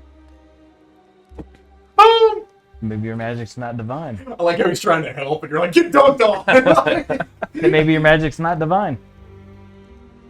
Well, he doesn't I prepare. cause you to bleed. He stabs him. I didn't say how. I was gonna make it This is my deity's holy weapon. Look, I cast bleed. This whole time. hang on. I want to use What we stop thought was bleed. cure wounds is just a band-aid. I use create water. Creating water. 3 gallons of it. Anyway. Wow. You need to see I've been holding that for weeks. It's like a sloth. I could have went with racehorse, but like a sloth hold. Like, anyway. Yeah. I know why you said the thing you said. Yes, it has. Hold on. I would stop by the Son of the Black Butterflies and sort of ask the group to go on. Hey. I'm here for Wormy. Hey. I'm here for Perry. Hey. I'm gonna go walk on the beach. Go with him. That makes more sense than the point. But yes, I would ask the Black Butterflies the same question, knowing now that it's not a holy symbol, what could it be? If I have these divine powers. According to the Paladin of Erde, it was not a horse. It's not a definitive. It's not a horse. You do not know. If I heard you say that, I would want that. According to them, it's not a horse. It doesn't rule out it could still be a horse. And how is the Herald of Dreams? You mean, do you ask that specific butterfly? She says, he's doing well. In the few hours he's been here. Shall we go to this barge? It's a ship. It's a barge. I'm on the beach. Beach. Better get away. That's why I'm okay with that. This is now role playing, just relaxing on the beach. Yeah. That's what this is. Sims. See any pirates? Vacation simulator. So, you all make your way to the island of power. There, you kind of walk around the port, and with a few questions, you do say the Nightingale Theater, and you get a couple of scoffs, and they point you in the right direction. You find this theater, and it looks like Melchior bought it secondhand. It looks like he has done minimal work to turn it into a theater barge, and it looks like it was more used to move maybe cattle or ferry like large groups of people at one time. But a housing kind of area has been built onto it. Not great, but it has. And there inside a large stage with seats kind of surrounding in a semicircle. You step onto the... Just keep that hand. You step onto the barge. It kind of shifts under your weight as you step on, and looking around, you see Violet turn to acknowledge all of you. She says, Mansaric, welcome back. And these must be your friends, she says. Yes. She approaches all of you. She says, greetings and welcome to the Nightingale Theater. My name is Violet. Stiff military bow. Great. She says, I assume you're here for... In a sudden flourish, you see Melchior, like, jump out from behind the curtain. They wrap around him and he's welcome to the Nightingale Theater, he says. He says, seems you have other tall, handsome... He steps over to you, companions. He says, welcome. He says as he gently touches you. He says, I'm sure your companions have let you know about the Squid Pro Quo that we have set up, and now it is your turn to hold up your end of the bargain. He says, I got you your meeting. I got you in to meet with my father, and it is here that you will meet with him. And he says, but there is a small favor that I would like to ask of you. I did not agree to a deal, and I would turn to walk off the ship. He seems fun. I will hear the proposal since you helped us. Excellent. He says, there is a play that I am preparing for. And he says, but for this play, there's a very specific instrument that I need. He says, this play, we're going to call it Beyond the Horizon. Or maybe The Prince That Cried Dragon's Tears. Or maybe From a World Beyond Our Own. I haven't come up with a name, it's working in progress. But, he says, there's a very specific instrument that I would like, and I would love to play it for this, but I don't possess it, and that is where you gentlemen come in. He says, I would like you to retrieve it for me. And he says, and in return, I promise that there will be valuables for you to obtain. And he says, and they will be all yours. This Good to keep it. retrieval. Mm-hmm. It's not in the library, is it? Of course not. This is dreadful places full of boring automatons and floating discs. It's awful. Never touch this stuff. what is involved? in He this says, retreat?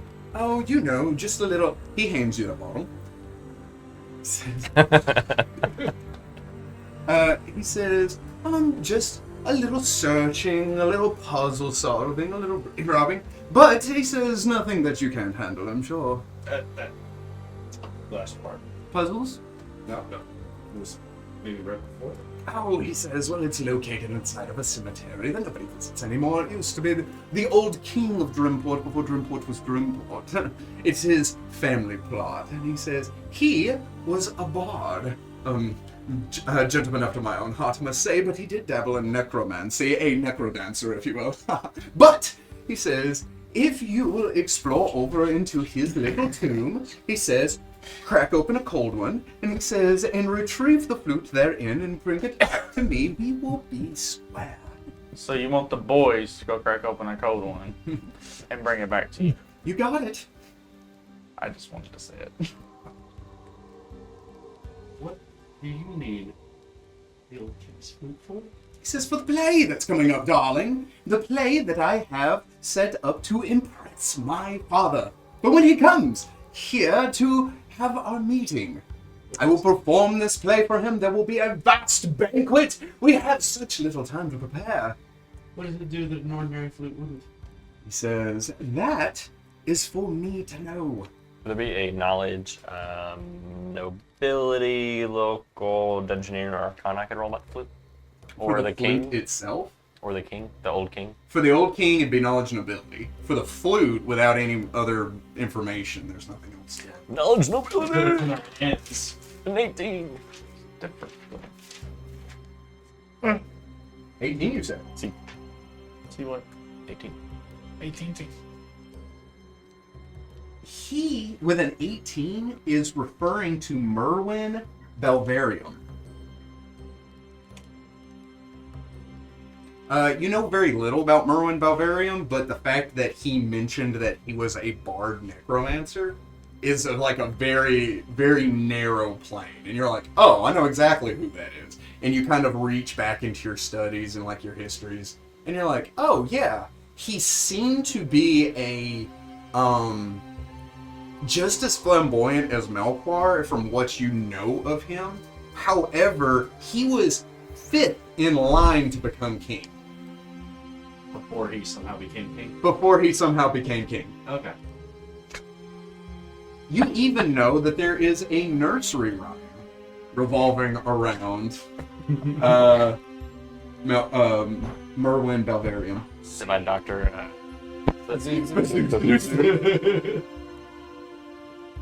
Can you say it back? Drop that beat. Not in the same beat. Same breath. But you're gonna say the rhyme. Is it the fox one? No. Oh. Do you want to know the rhyme? Yeah, of course. Sure. I will just send it to you. How Okay, about that? that's even better. So I would write it down. But in the tone of I want to hear it spoken. I don't know that I would just be like, oh, and then nursery rhyme. But it may play a part later with puzzles. Yeah, because I didn't just write a nursery rhyme for no reason. And he's not coming up with it off the dome. So, Although he very well could. I mean, he probably did, At but- this point, I would not put anything past him. why would you put anything past him anyway? put it in front of him. Yeah. Here's a wall past. Nice. There's not very far. Still gonna write that down. Who would care if we took this? Probably the Just Cause, because they really frown on grave robbing, darling, but there is a large number of necromancers that roam about the city, and they would encourage it. He says the only reason that this tomb hasn't been broken into yet, for all of its valuables, is probably because it is well guarded, darling.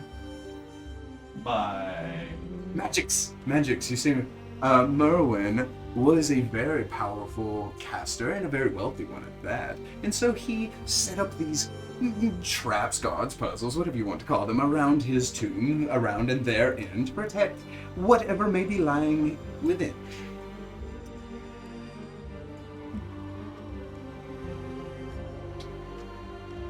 So I learned a lesson today. Yeah, I would hope so. Get more details before you agree to something. I told you to begin with. You didn't say It that. never works in your favor on Quid Pro Quo. I was told to Don't have to be, because Harry made that decision all by himself. But it benefited him nonetheless. Which could potentially benefit the entire world. Yes and no. It all depends on whether or not you're caught. Why just don't get caught? He says, and if you do get caught, he says, I will take the blame for it.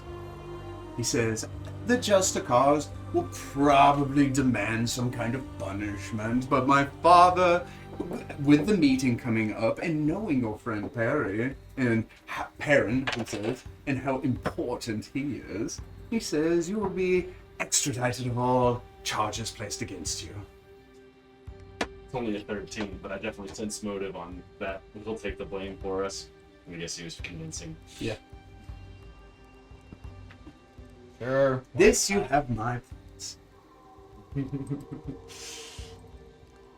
there anything we need to know going into this?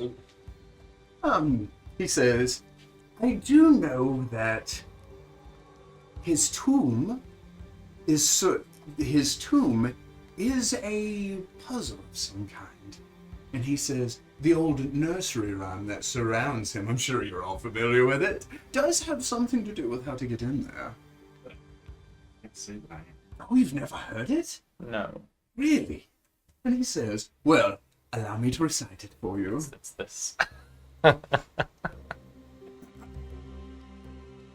Gather round and let us sing of how Merwin had become king. His father ruled strong and bold, but in the end was much too old. Next to youngest lived pure his life, but was struck down by assassin's knife. The eldest brother treasonous fled, but on the chopping block lost his head. The middle son, but not before the next, was driven mad by a witch's hex. The former middle, not fit for the job, was torn asunder by an angry mob. The Merwin reigned as Prince of Rats until his end, and that was that. By plot, by luck, it doesn't matter how, Merwin the Rat King is our ruler now.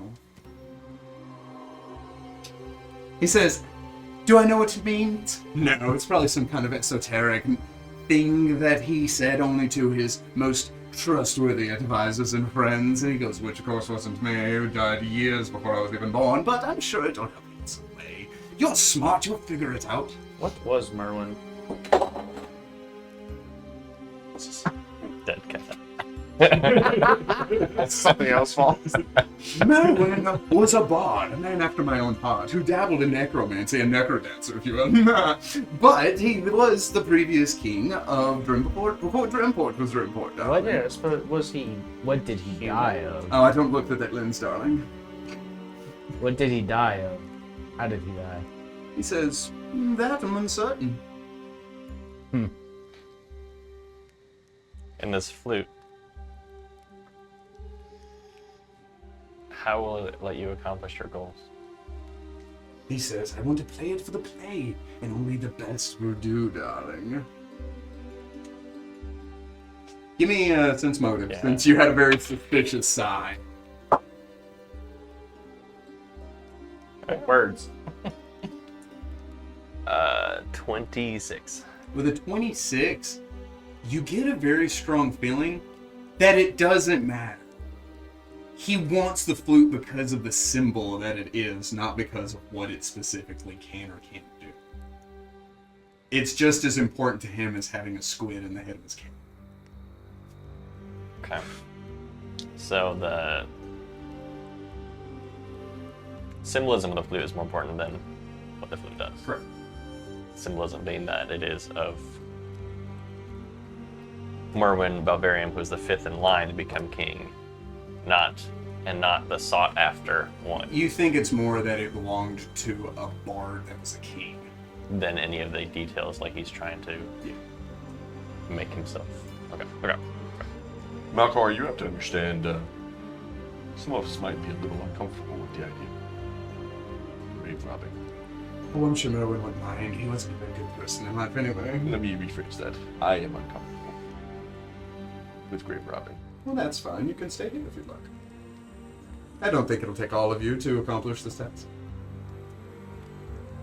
Is the appearance of this flute largely well known? Are people going to recognize it if you're I planning? hope he's been dead for hundreds of years, darling.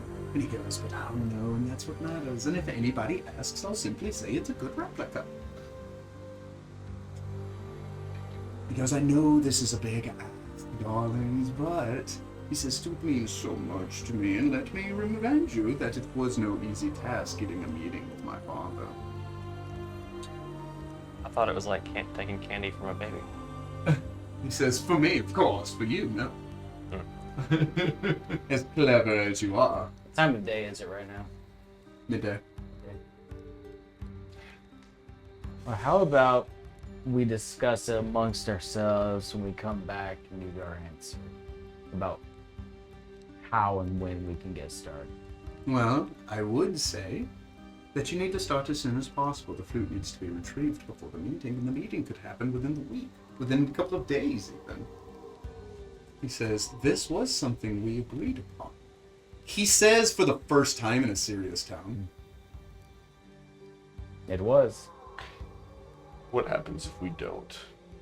I'm going to be very disappointed, darling, but of course I can't force you anything. And he goes, such strong and powerful individuals as yourself, I certainly wouldn't stand a chance, and I can't force your hands to do anything. He could. I'm gonna sense motive on that. I'll just tell you. He could. 20, not natural. He's not a fighter. But you could manipulate your mind. I've seen it happen. And then you end up on the beach. It's already on. I don't know what happens on the beach, but apparently it's a good time. It's a nice beach. Jesus Christ. The kid's gonna go over there telling you about something everyone else knows about but them. Where is this cemetery at? He says, it is just beyond the kingdom proper, beyond the town, city, excuse me.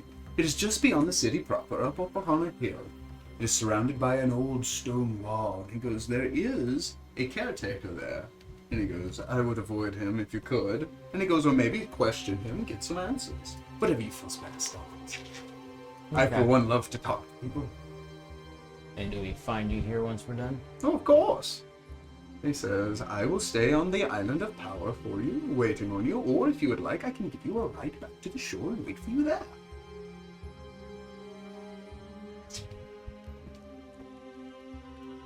It's a little storm brew. Do it. If the lights go out, It is the blessing from the gods.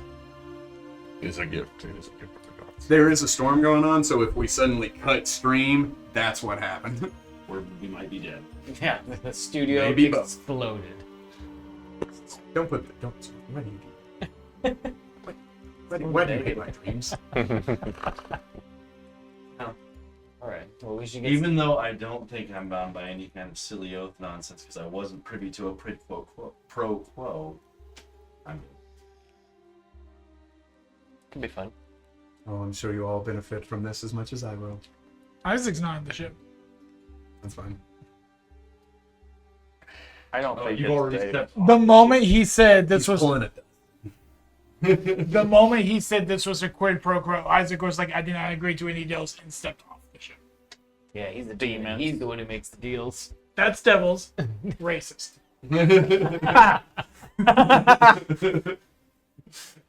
Got him. It matters to me, okay? We just slaughter and maim with wild abandon. Yeah. That demon had a house, a kid. Shall we head out then? That kid murders people for a living, but he had a kid. Who's got the shovel? I always come prepared, darling. He says, but I will hand it off to the strongest person. He made eye contact with me. Him. It's like he knows. I'm getting mixed symbols here. I'm sorry, darling. I said the strongest, not the most handsome. Ah. Anyway, allow me to give you a ride to shore. You see the barge leave.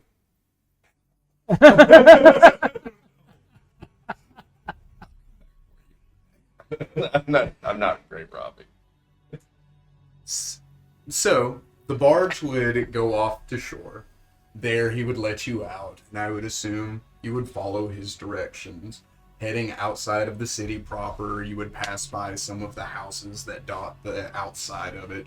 People that, raise cattle or sheep or gardens, people that seek kind of a little more secluded life. But you do find up on a hill, surrounded by several trees and almost overgrown, that wall that he described. This graveyard isn't absurdly large, and you feel like it was only reserved for nobility or nobility adjacent. But as you begin to approach it, you do see an old elf standing outside. And when I say old, this is a unique creature to behold. His ears are surprisingly long and even droop a little bit. His platinum hair with streaks of gray, but even so, it seems that he has aged with grace. He has in hand a shovel, and he is doing some work on the outside of the walls. As he turns and looks up at all of you, he says, "Oh," and he says, "Some people coming to observe the old graves, I see."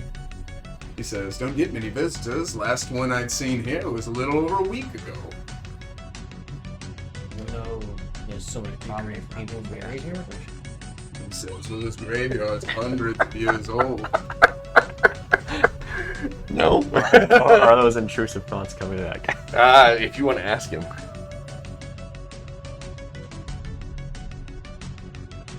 We would like to acquire an item long lost in time. "You would like to grave rob," he says.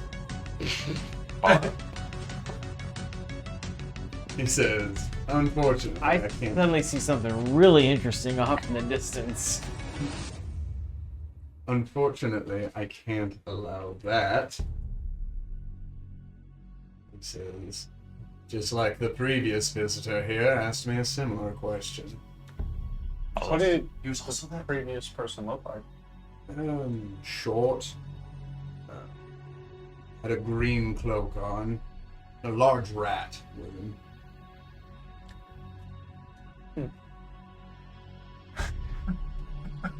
Where did he Why are go? we making this face? Where did he go?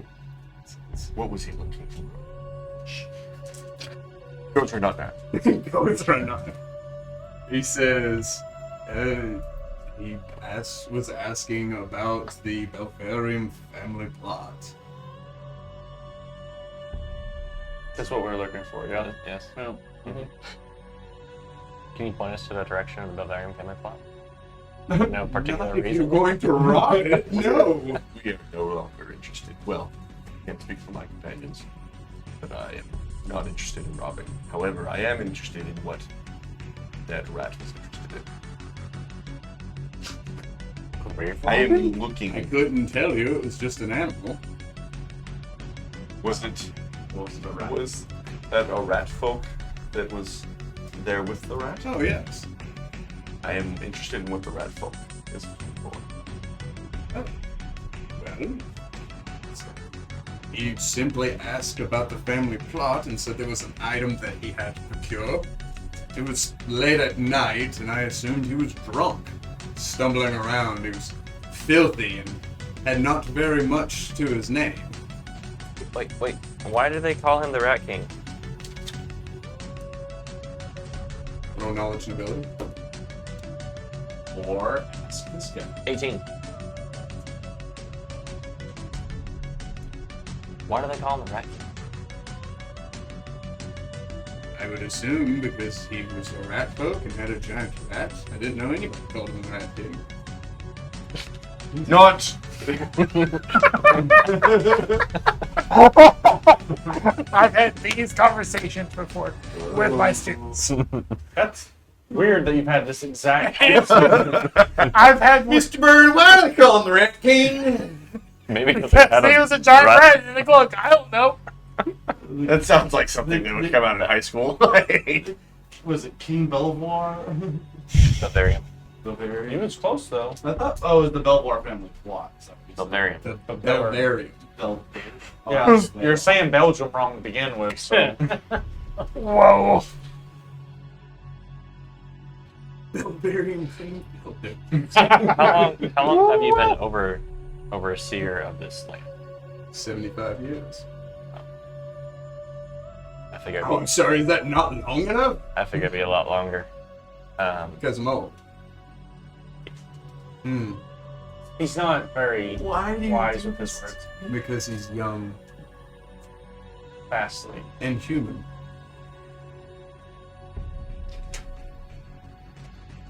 Looks at Redskin. You're not there. No. Oh yeah. He shows Did up. the student asked about it before leave? Says, well, of course, I wasn't going to let them rob graves. Correct. Did you by chance say where he was going? No, he simply asked his question, said that there was an item he needed. I told him I'm not going to allow him to grave rob, and then he wandered off. You Tell know you what? the item was? You look like you deserve a little break. Maybe I do. Maybe. It's maybe. And I pull out 5 gold. There's a good time to be had at. What was the. Oh, the Tilted Tricorn. We're all watching the most inept attempt to bribe ever. He says, roll me a diplomacy. If this works, I 5 would be gold. I amazed. paid for it. Good. The amount of gold you 15? offer makes He says, maybe I do. Now, remember, no grave robbing, he says, and you have until I get back to not rob graves. He says as he walks away. Wait, I don't even watch him leave. I'm staring One at Aaron going, I'll give him another. I can't believe that worked. Just to prolong our time here. He looks at it, right? And he says, take as long as you need. How much did you give him? 5 more. 10 gold? That's like his year's I salary. didn't know how long 5 gold was going to keep him away. He goes, you can roll whatever the heck you want. I mean, not wrong. He comes back in like a Hawaiian shirt, sunglasses with a coconut and a straw, and long all as of the it doesn't Juxtacar turn and look at him, and he's like, they forced me.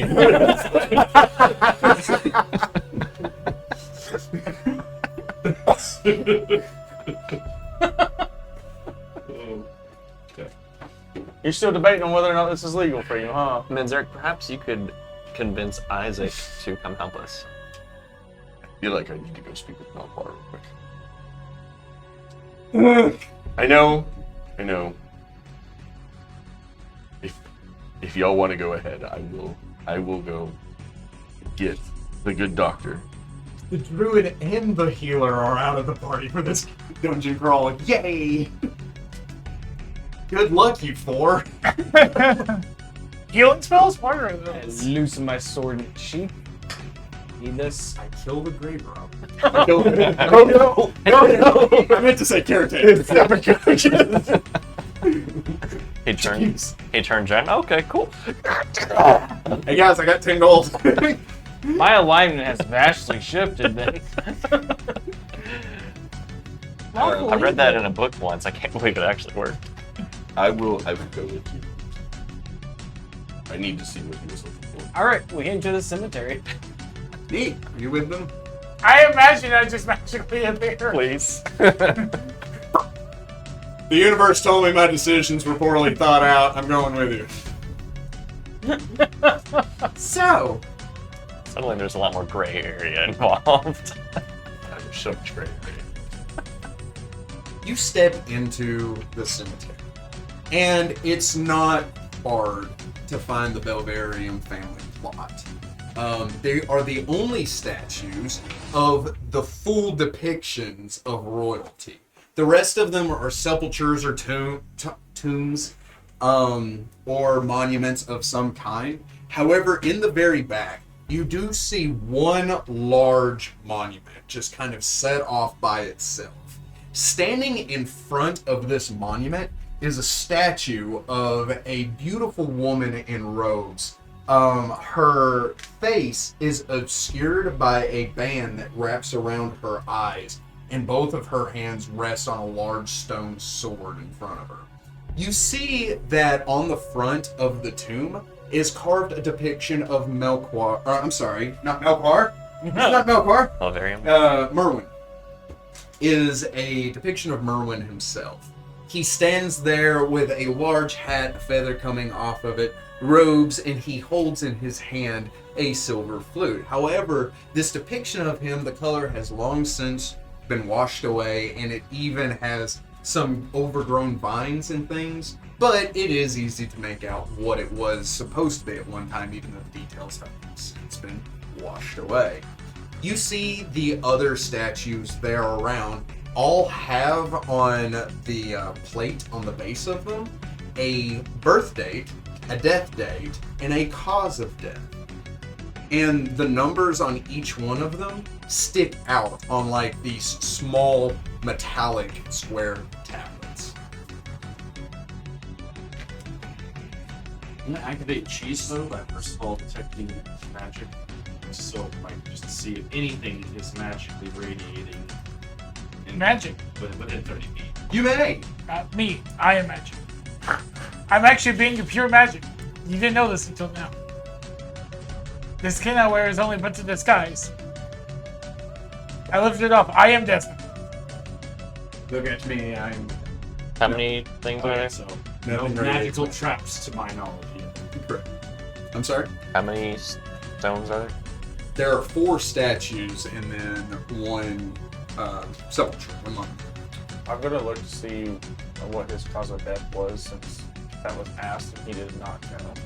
When you walk over to Merwin's tomb and you see everything, he was born in 7557. He died on the death date. There is nothing there. There is only 4 small square indentions. And off to the side, the cause of death was a belly full of wine. Just curiosity killing the cat kind of moment. The raised date of the cause of death, or the date of death. Can I pick up that square? Just like a random one. His head. Oh, of one of the other statues? Which statue do you go to? The far right one. And I sort of take mental note of what the name I'm taking the square of. The far right one is Arjun. Arjun was born in 7542, died in 7593, and and it says he was killed by rioting. When you go, each number is its own little plate. It's not they all come off. It's not one piece. It's their own little plate. As you kind of pull on each one of them and just kind of like, fiddling with them, the 3 comes dislodged. Perry, Mm-hmm. can you read me that rhyme again? I'm working it out right now. Okay.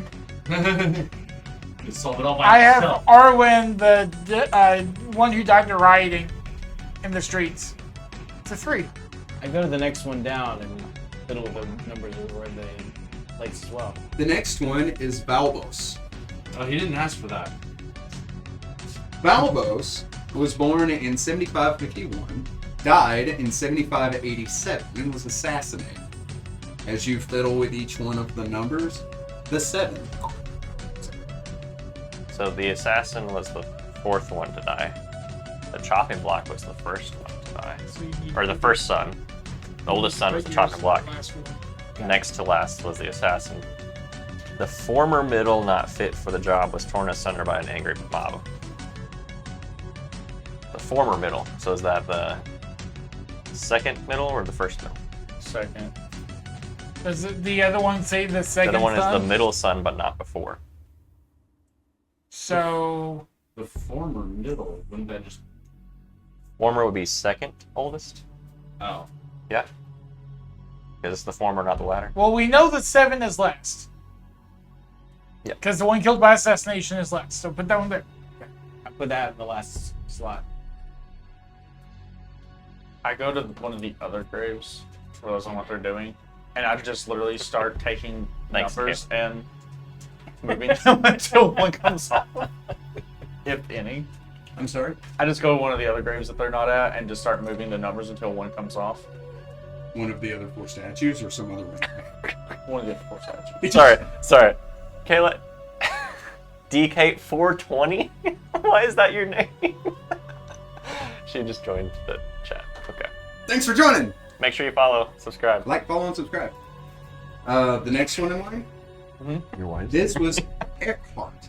Oh, I just want to throw this out there. Okay. I'm physically not reading any of it. I just go to the numbers and start moving them until okay. And I prefer it over. I did not know that they were reading them, so I just bring it over. I go to the other. Chopping block, mob, hex, knife. I read and Do you? yeah. Because I put all this work into it, I would like somebody to read it. The last one is Reginald. Born 7538, died 7596, and he was executed. Okay. So Chopping block is the oldest. so I put that number first. What number was that? I have a 2. What number was that?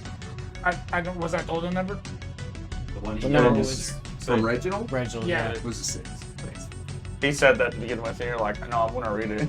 Oh. And who My was I character appreciate wouldn't. you for reading. And the mob was number 7. No, mine was number 7. His was 7. Valbus was 7. He's Assassination. He was assassinated. I have a 3 that was the mob, and he has a 2 that we assume. Is the hex Yeah. 6327? All right. You place them? Yeah. As you step over to the statue of Merlin, you place those tiles in their little respective slots, That right? can't be right. He was born in 75 something. When that happens, you hear this deep click noise. When that deep click occurs, you see the statue that stands at the head of the tomb slowly reach down, grab its sword, raise it up, and step off the pedestal that it was on as it turns to face all of you. And I will need the group to roll for initiative. So that wasn't right. You were 1,000 and something years off. I had the 2. I had the 2. I had the 2. You want me to walk you through it, or? Was it that we had the order in which they were born first? 7236. He was the youngest son. No. Oh, wait. There's no 8. Is there an 8? There wasn't a. There was not. It goes in order of the poem, not the order of the birth. Ah, Are we on the money there, Eli? Order of the poem. so then 4. Quickly Wait. unscramble it before Would've the been- thing gets angry Yeah, with quickly. 7. us. You're like, Susan starts something off like, no, we know the answer. 6. There's only so many combinations it can be. Literally what I did in the script. 2 3. 7 6 2 3. I fixed it. You said 7, 6, 1,000 2, 3. years, by the way. Really? 7632. Okay. You want me to walk you through it, or are you good? Nah, I'm good. I understand where I messed up. Did you? He is a child. I did. No, I trusted the He lady. is still a child. He's still a child. We're the same age. You're both children. Playing with puzzles. The lady are the same age for like a few months. 9. Yes, that's what we're talking about. Yes, we're 5'10". That's why.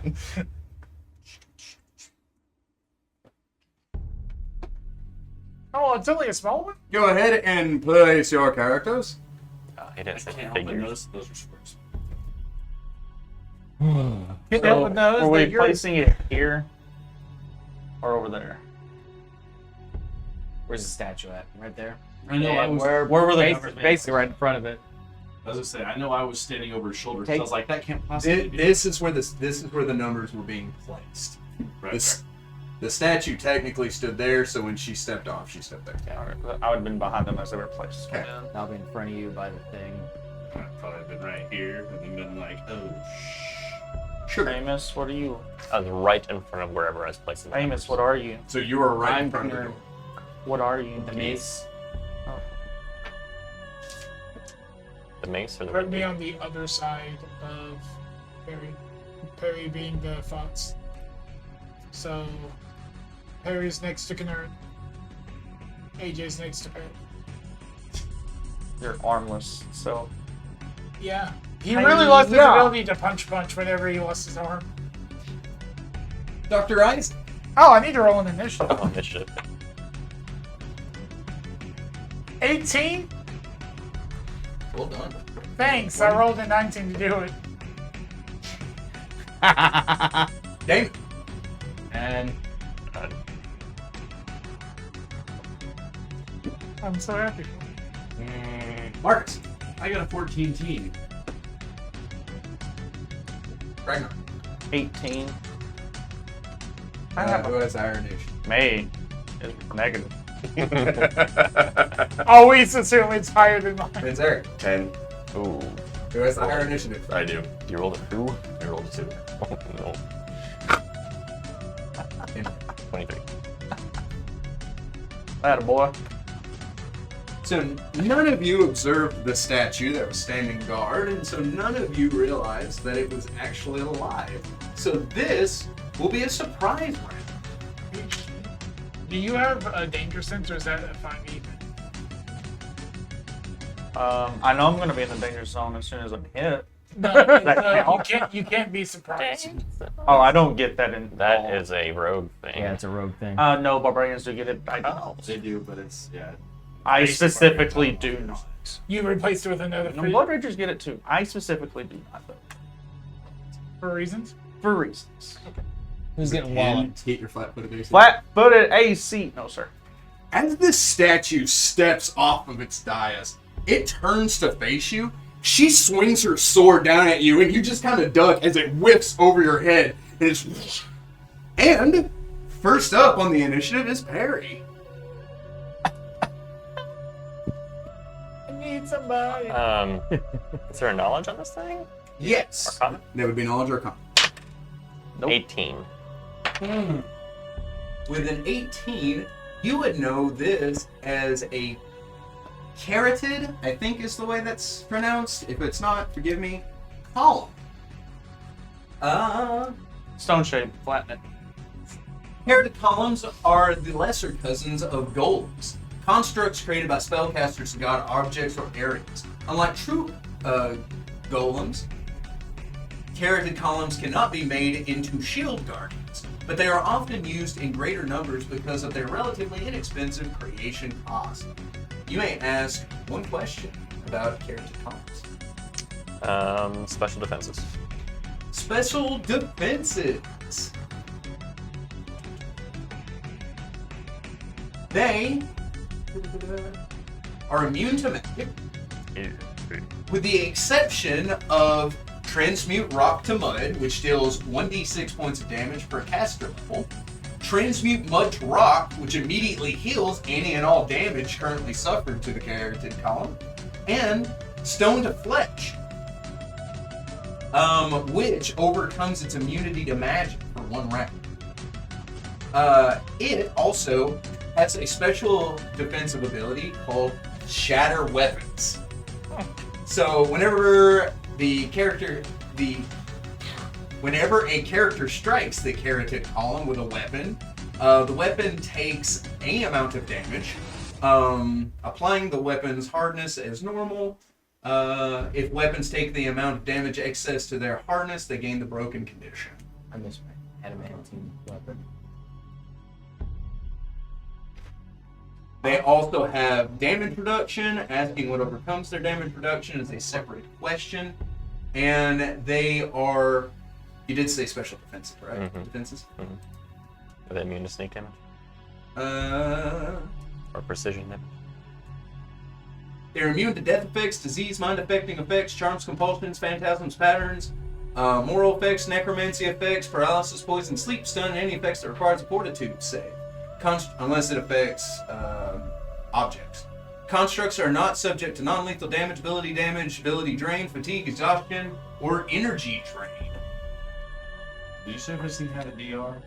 It does, but that's what the DR is, and what overcomes it are separate questions. Neat. I'm just gonna leave. Well, there's a way to get rid of this thing without having to deal with it. Run away. Yep. Or change the numbers.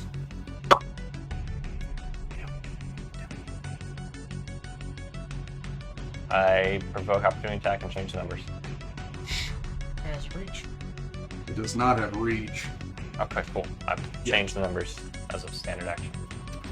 Did you do so? And you change them into that first thing that you guessed? Nope. I think it's only 7, fair. 6, 3, 2. You asked me 3 separate answers before I gave you the 7, right 6, one. 2, 3. Yeah, that does not work. Okay. I'm not letting you cheat Alright. this. You take any actions? I think about what I've done. Ragnar. That would have been a standard to do that, right? Yes. You tell us about what happened. I'm not Or what enjoying you this thing. Watch out for this carroted golem. It'll destroy your weapons. Can we do something to stop this? I don't think it's wise to destroy it. I'm working out the riddle in my head right now. I want to take total defense. Is that possible on this thing? Yeah. Okay. That gives you a +2 to your AC and -2 to your attack. I think total Total defense. defense, I think it's +4. Oh, is it +4? It's a +4, but can't attack. Delicious. Because Do you take any actions? My question is, I don't even know if it can do it. yeah, Total defense action? You should be able to. anyone. Take anyone. Yeah. That's not. I think it's a full round to do it, Might be. but it's a +4 to AC for the inability to attack. You're the next part. Okay, so yeah, it's a standard action. So yeah, it's a +4 to my AC. And that's what I'm gonna do. Alright. Dr. Isaac. Have you figured it out? I did. I said it'll damage your weapon. Oh, you did. Okay.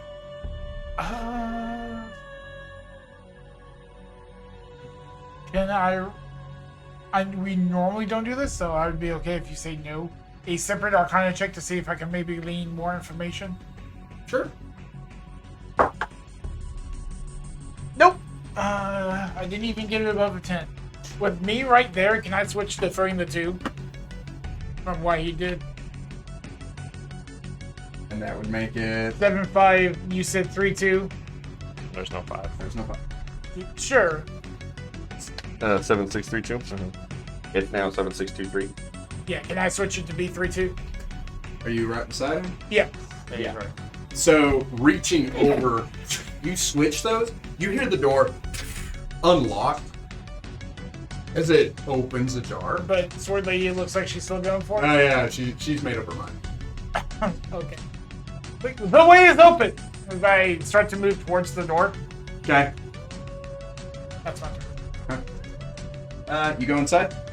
Just in the doorway. Bye!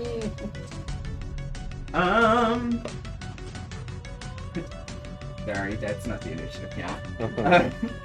Marcus! I'm gonna take my 5-foot free step. And you don't appear to be wearing any kind of armor, right? Yeah, I have hide armor on. Hide armor. But you can't see it. That's the good see. No, you can. It's hiding. Well, I'm going to give you this spell anyway because I suspect it might be better than what you get by some fortune. So I'm going to throw a mage armor on you, and all that would normally give you 4 AC, but now it'll just add the difference. So if you get Isn't it an enchantment enhancement? It's an armor bonus section. No, it's just an armor bonus. So like, if you were naked, you would get 4. If you've got 2 from hide, I'm not sure if that's what it is off the top of my head. You would get 2 more than what you think you have with that. So, I think hide is 4. it's hide 4, and then you got nothing out of me. If that's what hide is. You step up, chant and tone. You lay your hand on Ragnar's back. But the You see that kind of shimmering glow form over you. is it only? You only get 3 from hide? I only get 3, but I get a dexterity bonus as well. Just That doesn't matter. So you So you get a +1 You here. get a plus one. Yay. Do you take any actions? No, that'll be it. Minzeric.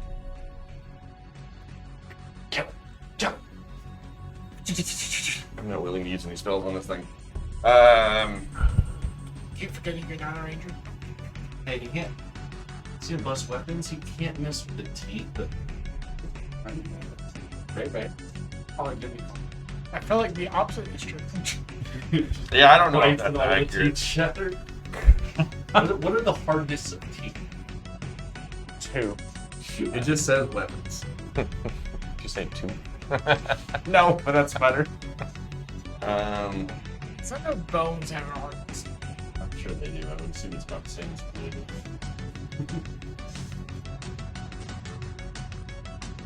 Do you need some help to the door? I don't really know what to do. I'm not gonna lie, because I don't want to fight this thing. Then go to the door. Door's open. Yeah. I guess I'm just gonna go in the door. That's smart. Assume he's not gonna push 6, 10, 15, 30. into the doorway. That's not what Damon. When it talks about weapons, does that include shields? If I use a weapon. It's not a guaranteed thing. It's some amount of damage. It has to be the hardness. If it's iron, about 10. those things when I get. But I said that it will damage your weapons. I didn't go into the Can I? specifics of Pathfinder. Is there a combat maneuver I can do to put? No, that's I hold my turn for if. What is that? Is that Ragnar standing in front of me? Yeah. For if Ragnar gets attacked. Okay. What are Did you? it say that defensive ability just hit your weapon as hard as you hit it? Is that what it was? Oh, so it's an unknown. That held action is what? It's the I round. want- The round is almost, or the round is almost. I want to take the see if I can take the blow on my shield instead of him. Like add my shield to his defense. Do you have a feat for that? Oh, that's not. It- That would just be an another. It's not a held action.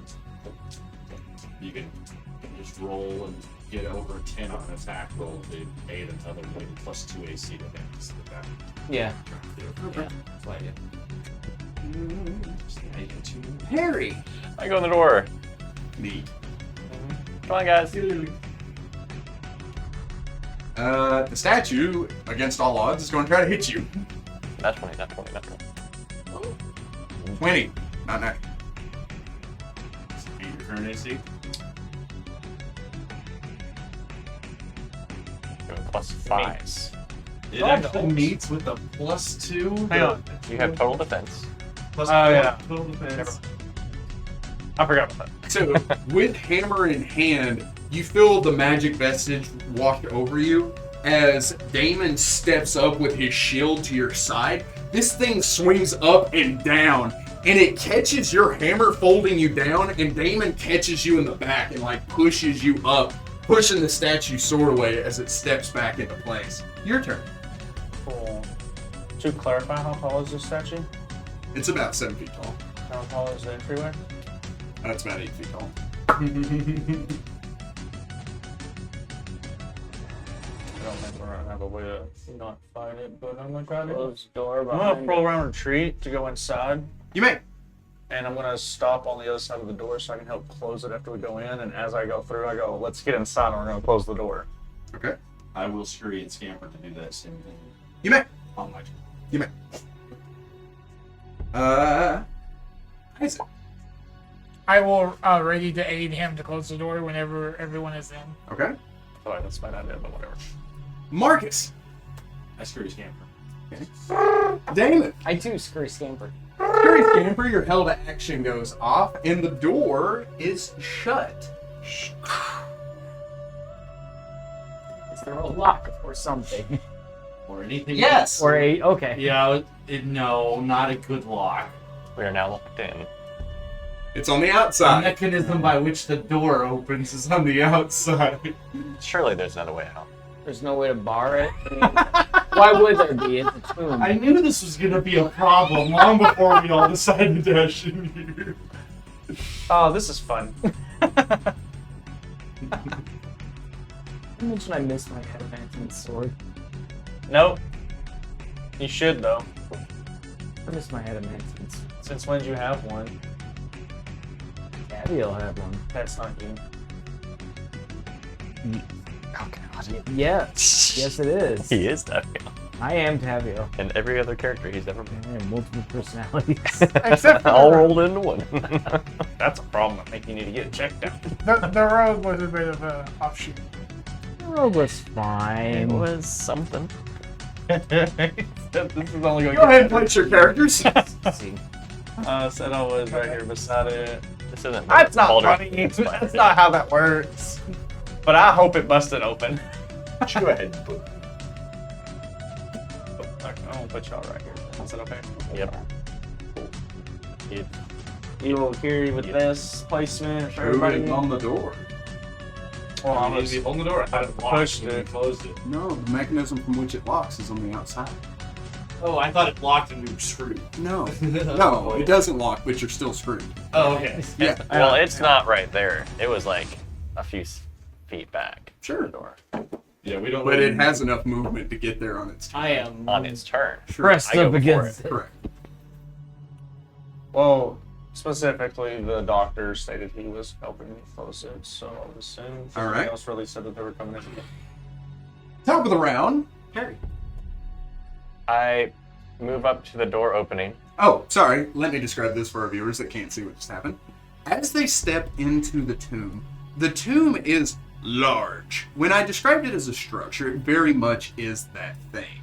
Inside this tomb, there are 6 kind of coffins, these stone coffins to either side, separated by a 5-foot gap, with pillars against the walls, or buttresses, that rise up to the ceiling. Inside of this tomb, there are 4 ever-burning torches, giving it this kind of just gentle glow. There's a small altar about 15-20 feet inside, and then 20 feet beyond that, they see the coffin with an ornate royal design of what looks to be a bard carved. What exactly did the nursery have? Do I need to seal the door? Can you? I ask as I move to the door. Hurry up and get what you need. I think that it'd be better if you just grabbed whatever you needed, and I just held it closed. I don't think it's wise to destroy that statue. I was gonna remove the number. It's on the outside. Then we'd be locked in here. That's what I'm asking. You want me to remove the number? No. Just trying to Trying blind to left the kill pages. Yeah. Right. Well, I was gonna prepare for the door to be open. It states that you have to be able to see it. He has to have it. Yeah. Well, fine.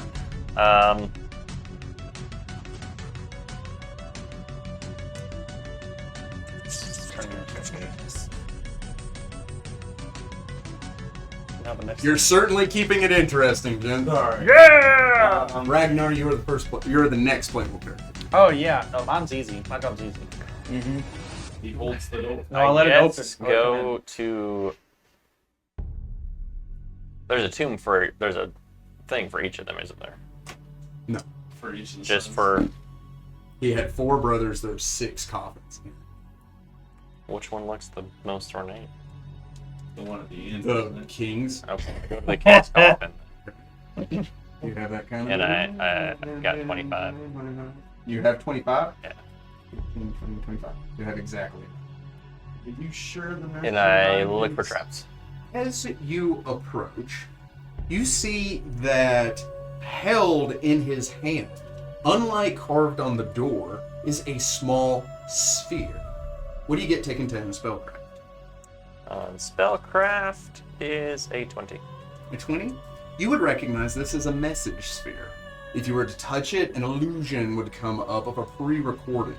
This pre-recording can talk for up to a minute. Could this pre-recording initiate any magical sequences or traps? It can. Roll me that trap sense. What?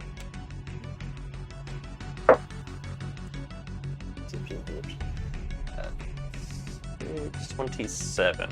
With a 27, you beat the DC by 2. Okay. Yes, this is trapped. And it is trapped by magical means. The only way that you would truly be able to disable it is either to use Dispel Magic or to destroy the orb. But in doing so, you would seal the coffin completely shut and you would have to bust it. So touching the orb would open the coffin. Or no? Potential. Amongst other things. Alright. It's not really a prisoner's dilemma, but. Okay. I think about that for a minute. You take no other actions? No other actions at this time. Okay. As you are holding the door,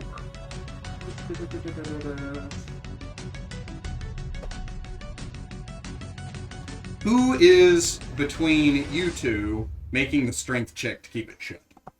Okay. Would you like to aid him? That's a question. You don't want to aid me? No, I do not. So you don't want to aid me? So, He fails at aid. so just Strength check? Oh, 10? Fine. As you two press on the door, it is suddenly pushed open. And this thing now stands in the doorway as it pushes you two to the side. And it looks down at both of you, ending its turn. Ragnar. Cool. Are there any weapons nearby within the tomb? I think you're all holding weapons, and it's gone. I am going to power attack it. You may. Roll to smash.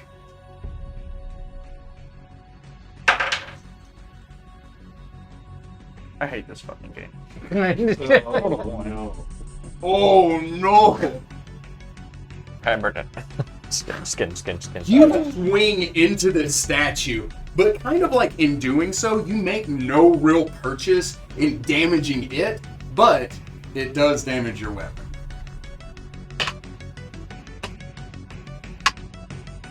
Dealing 10 points of damage to your weapon. Hardness does 1. Man, we should be lucky. I don't know what it is. Look up your weapon. It's and a it should give you. warhammer. If it's iron, which I would assume it is, that would be a 10. It should give you. It's probably 10.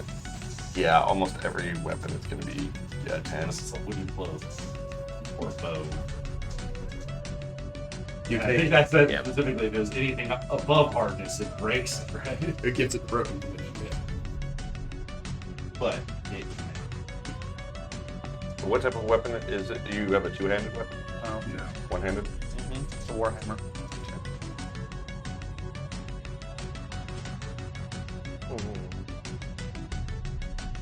will its hardness be any different than the Dr. Ed, you are the next player. Standard one-handed. Are you going to take any other actions while you This figure one, this right? out? No, that was all I was going to do. Dr. Isaac. I am the player for this game. It's me. Hi. It's me! A little bird. I was the cleric! Yep.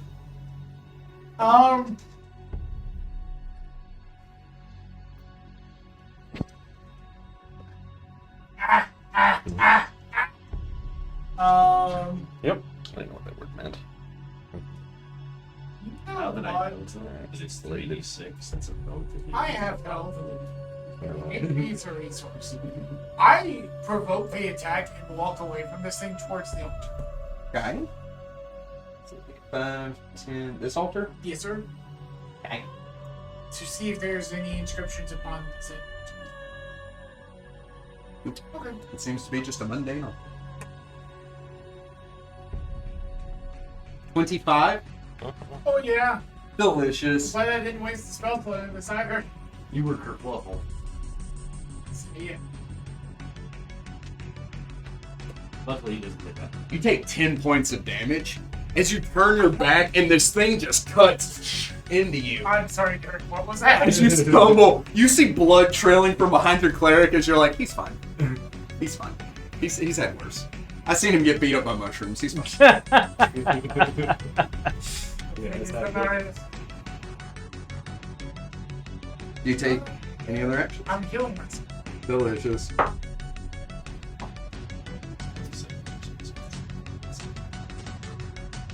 It is. It is. Yeah, it's 10 with 5 points. With one-handed. Is your weapon metal? I would assume so. Probably. So So it it's would got be 20 hit points. 20 hit points, yeah. 10 hardness. So, on average, it won't. On average, it's not. 3d6 is just about 9. It's still. It's 3.5 because it's 1, 2, 3, 4. Anyways, looking around the room real fast, do I see any sort of writing above any of the coffins? Mundane coffins, mundane room. Seems to be. Might be treasure in there. Maybe you get teleported to those coffins. Ooh. I didn't think of that. That'd been much better. I did do that in a game with Jacob. Teleport him into a coffin with a living skeleton. Oh gosh. Yeah. Jacob freaked out. Do you take another action? I don't. Actually, he teleported himself there. And then he was mad at me. I have no other actions to report. Okay. I don't remember this act. Marcus. I'm gonna screw scamper my way over this way. You may. 1, 2, 3, 4, 5, 6. Wondering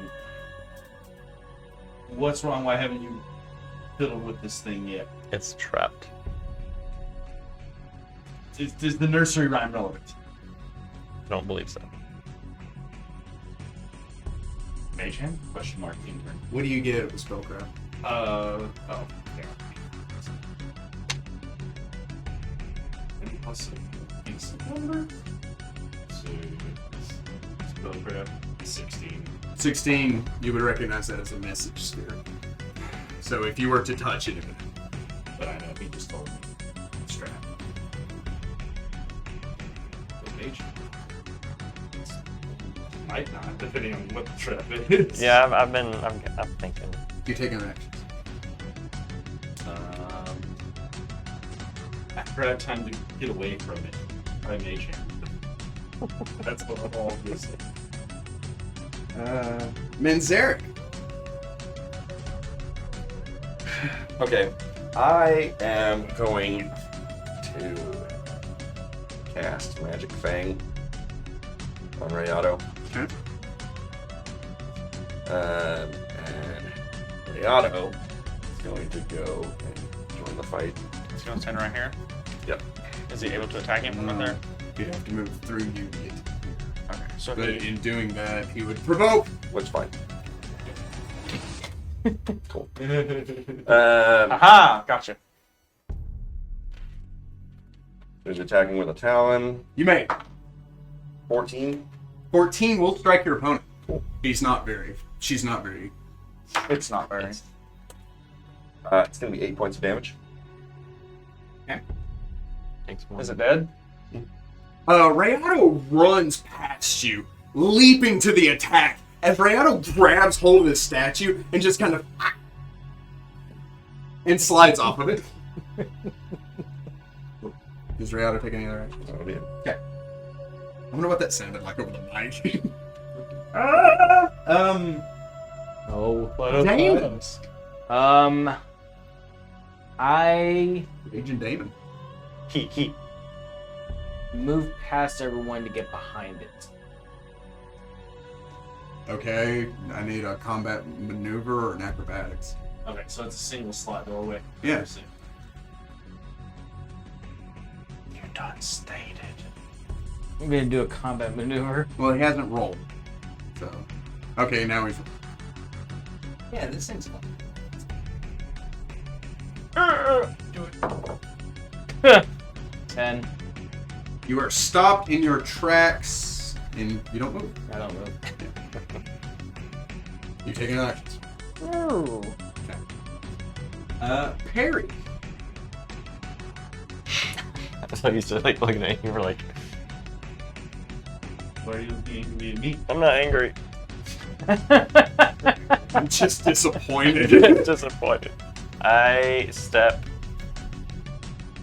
away. I feel like my players have trust issues with me specifically. I do have. They don't want to play with any of the things I put here. Right. They don't want to fight my enemies. They don't want to wear my caps. Sorry. Weird, You isn't go it? to you the have and say, how I'm gonna far? grab all the traps. I will go I will betwixt die. those Jaden, two. tell me honestly, In would here? you? Yes, right there. No, Like, can I go in was there? watching. Okay. Yeah.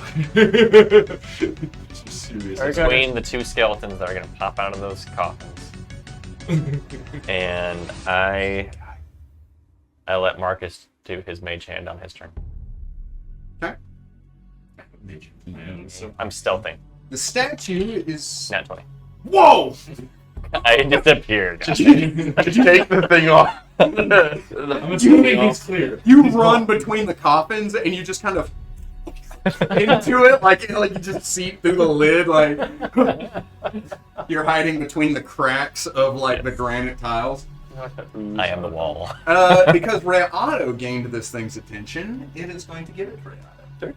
Thank goodness. Does a 15 strike Rayado? This thing takes its sword swinging down at the raptor as it deftly jumps out of the way. Ragnar. You still have that Try to +1 power attack it. You may. 10. And will not strike your opponent. This is rough. Mark. Wow. Okay. Um, You run over to this thing as it raises its sword, you swing, and it catches just the shaft of the handle below the head as it moves it to the side. Isaac.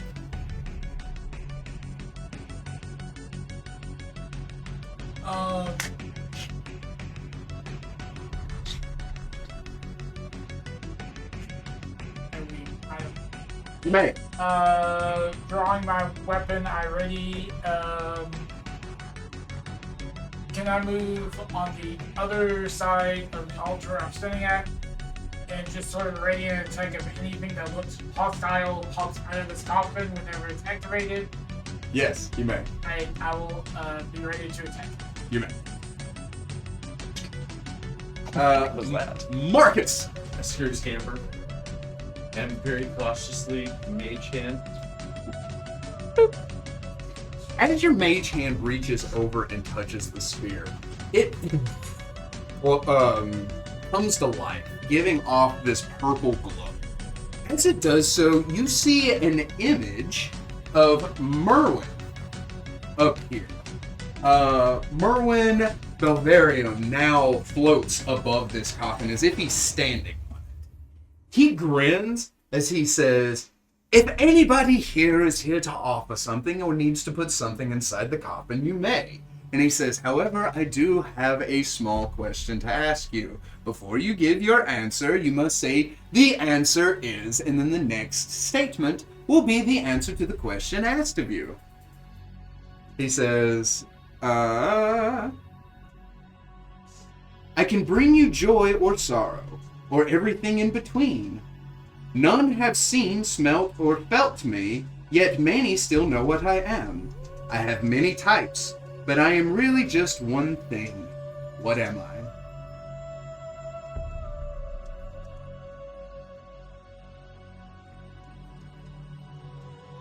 Can you repeat the question? Damon's just like, a riddle? In the middle of all this? Oh no! Oh no! Oh no! Oh no! It's like, you didn't say the answer. Yes, I haven't given an answer yet. you have to say the answer is. That's the command. Yeah. I can bring you joy or sorrow, or everything in between. None have seen, smelt, or felt me, yet many still know what I am. I have many types, but I am really just one thing. whatever.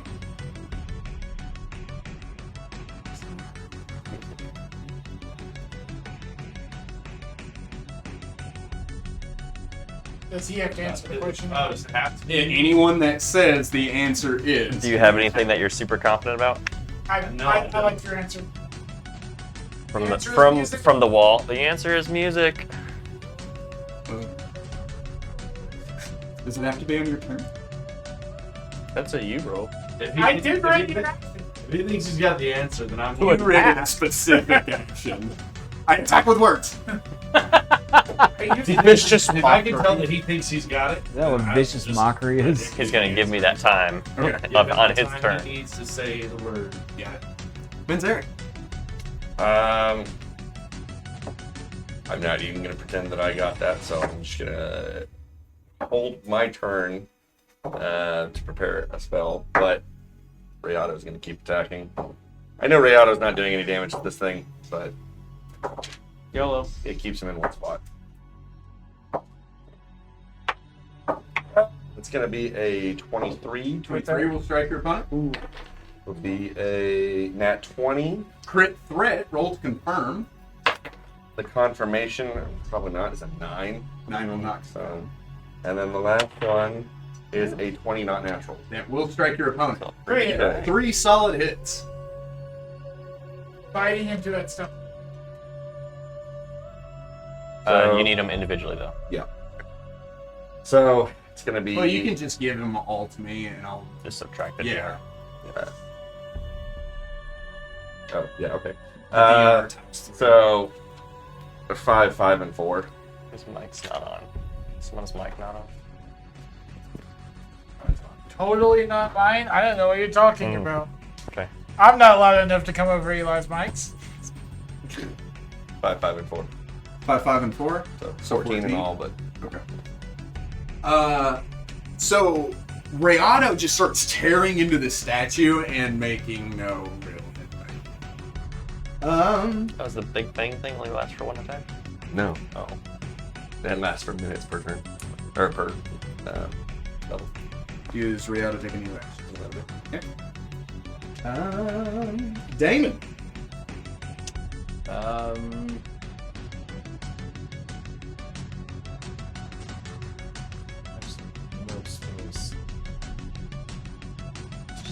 You gotta cure sword in.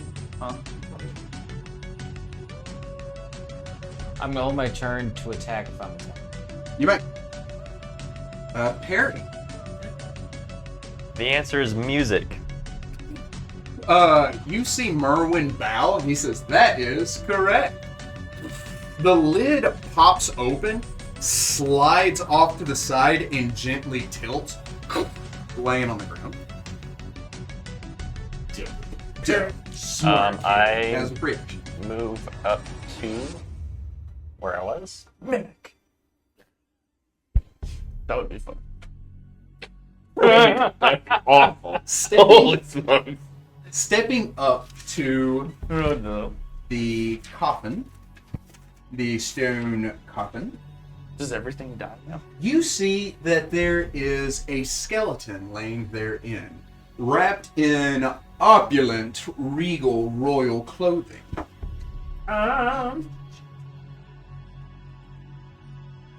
You see that clothing itself is probably worth a couple hundred gold pieces. But looking therein, the skeleton is in shambles. It looks like somebody has just unceremoniously shifted it in its resting place, moving it from side to side. And you see that the stone beneath it has been busted out, and there is a hole big enough for a small creature to move comfortably into that leads directly down into the ground beneath. Does it look like it continues on for a long time? It's like a tunnel. Like a deep tunnel? Mhm. Huh. No flute? How uncomfortable. You do not see a clue.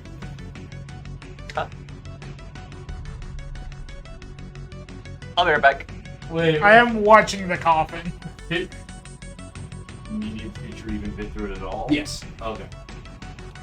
And I go down the tunnel with the rest of my movement action. outside to see him disappear into the coffin. Oh yeah, he gone. He just Mary Poppins his way in reverse. Do you take anything? What? The carpet bag? But the coffin's big enough to fit a person. It's a TARDIS. It's bigger on the Statue is inside. going to swing at Rayado. Would Rayado like to take an attack of opportunity? Sure. Let's see if we get another hit for him. Close. 23. 24 or 23 hit. Strike your opponent. A 24, 23, 22, or 24. 8 points of damage. Delicious. And it tastes like rock.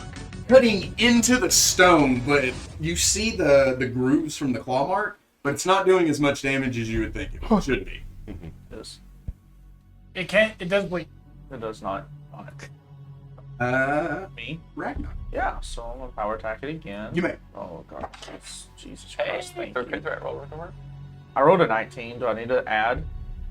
No, that will strike your opponent. Roll for damage. Do I need to Did map hard right enough that now? you wouldn't have to take a chance once. So Alright. sick of this.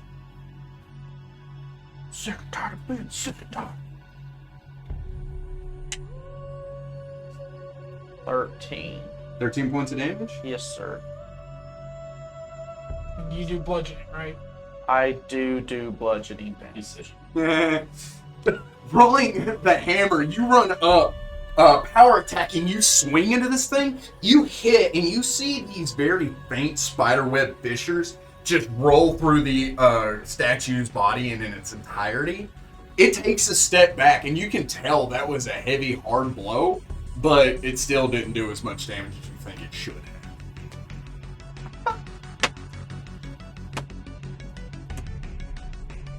9 against your hammer. Oh, you're good. I don't like the way this works. As long as you're You taking an action? higher, you're fine. Hey, Matt. Dr. Ed? Does Magic Fang make your Raptor's attacks magical for the purposes of overcoming damage reduction? They do. Just- Oh, it's been overcoming damage reduction this whole time? It- It's Is considered magic? magic. It's considered magic. Magic overcome the deal. Yeah, that's the question. Okay. No, Yeah. that's the only thing. And it even specifically says it damages. Magical teeth. Yeah, they're not really magical items, which is I know, yeah. but Could have it put that in its descriptor. Would you consider Could a monk break his fist? weapon? break his hands. If I hit it with the wizard. Frey Audio's not. Oh no! Run, Perry, run! I punch it. My hand is broken. You're not a monk. Punching Colossus. My wife. Hey guys, Perry just went into the coffin. I step over to the coffin, look in, see the hole. Oh yeah, those things I previously described, they're there. I dive into the hole. It hurts. Please tell me you went head first. Yeah. Oh, That's not wise. Marcus. Not a fool. Surprisingly, it did. I'm not they're not a fool, man. Okay. I don't think the column can fit down here. I would like to, for one, enlarge this guy so that maybe he can hit a little bit harder. Is it big enough to be able to... Jesus Christ. Does he need to be enlarged? No, it doesn't shunt. He needs the room. So you can't do that in... I really want to. I thought that had to do with a confined Well, okay. box. The idea of Yeah. a person. Rules Nazi? Well... I don't know why you just don't go running into the deep hole. Anyway, in front of go me. on. If you It's do okay. find the rule that says he does shunt, then he will be enlarged to his turn. I don't want to be. Means there. Then it's a will And you save. can, yeah, both days. Resist it. I don't care either way, but I'm just... But it's fortitude. You want to just Yes. hold your turn, Derek, and then just move 5 feet, and then you cast it. Okay, so I will move 5 feet This way. away. Yeah, and not do a dang thing. However, Rayado will continue He's got all kinds to of raptor stuff that he's going to do. raptor things with a 14, Will strike your opponent. a 21, That will strike your opponent. and an 8. That will not. Your luck has run. It has. It has. It's going to be 4 points of damage and 3 points of damage. So Rayado once again, like a chew toy, he's just but making no real purchase. That scraping sound that wakes me up in the middle of the night. It's like when Damon. Tondo chewed on my Nalgene bottle and woke me up in the middle of the night, and I just listened to it for like 5 minutes before I did something. Like, that's what I imagine this is like. But Damon's standing there, looking for an open. He's like, "What did he find in the coffin?" Doctor? And I'm still holding my position. Did I not say he went into the coffin? Yeah. Okay. I mean, they don't know there's a giant hole in there. Statue is going to attack Rayado. Because that's just how it do. Bring it. Statue can't hit anything for well, I didn't think so. Statue swings at the raptor. The raptor kind of hops out of the way and then immediately just goes back to chewing. Ragnar. Yeah, I'm still I don't think you're any more accurate. You said the left one. No, not even. Well, and we died. Oh, 12. Off of those. Roll will not strike your opponent. Oh.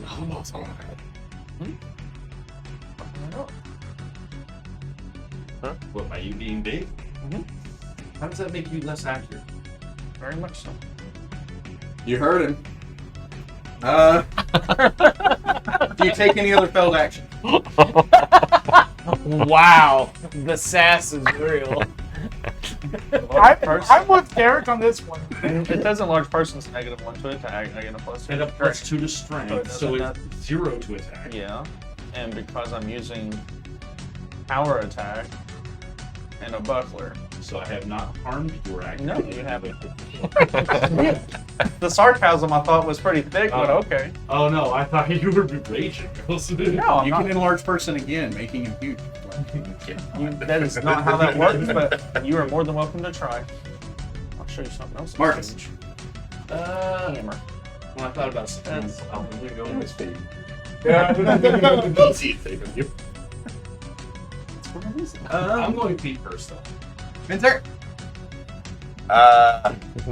You were trying to be like, wait. Yes.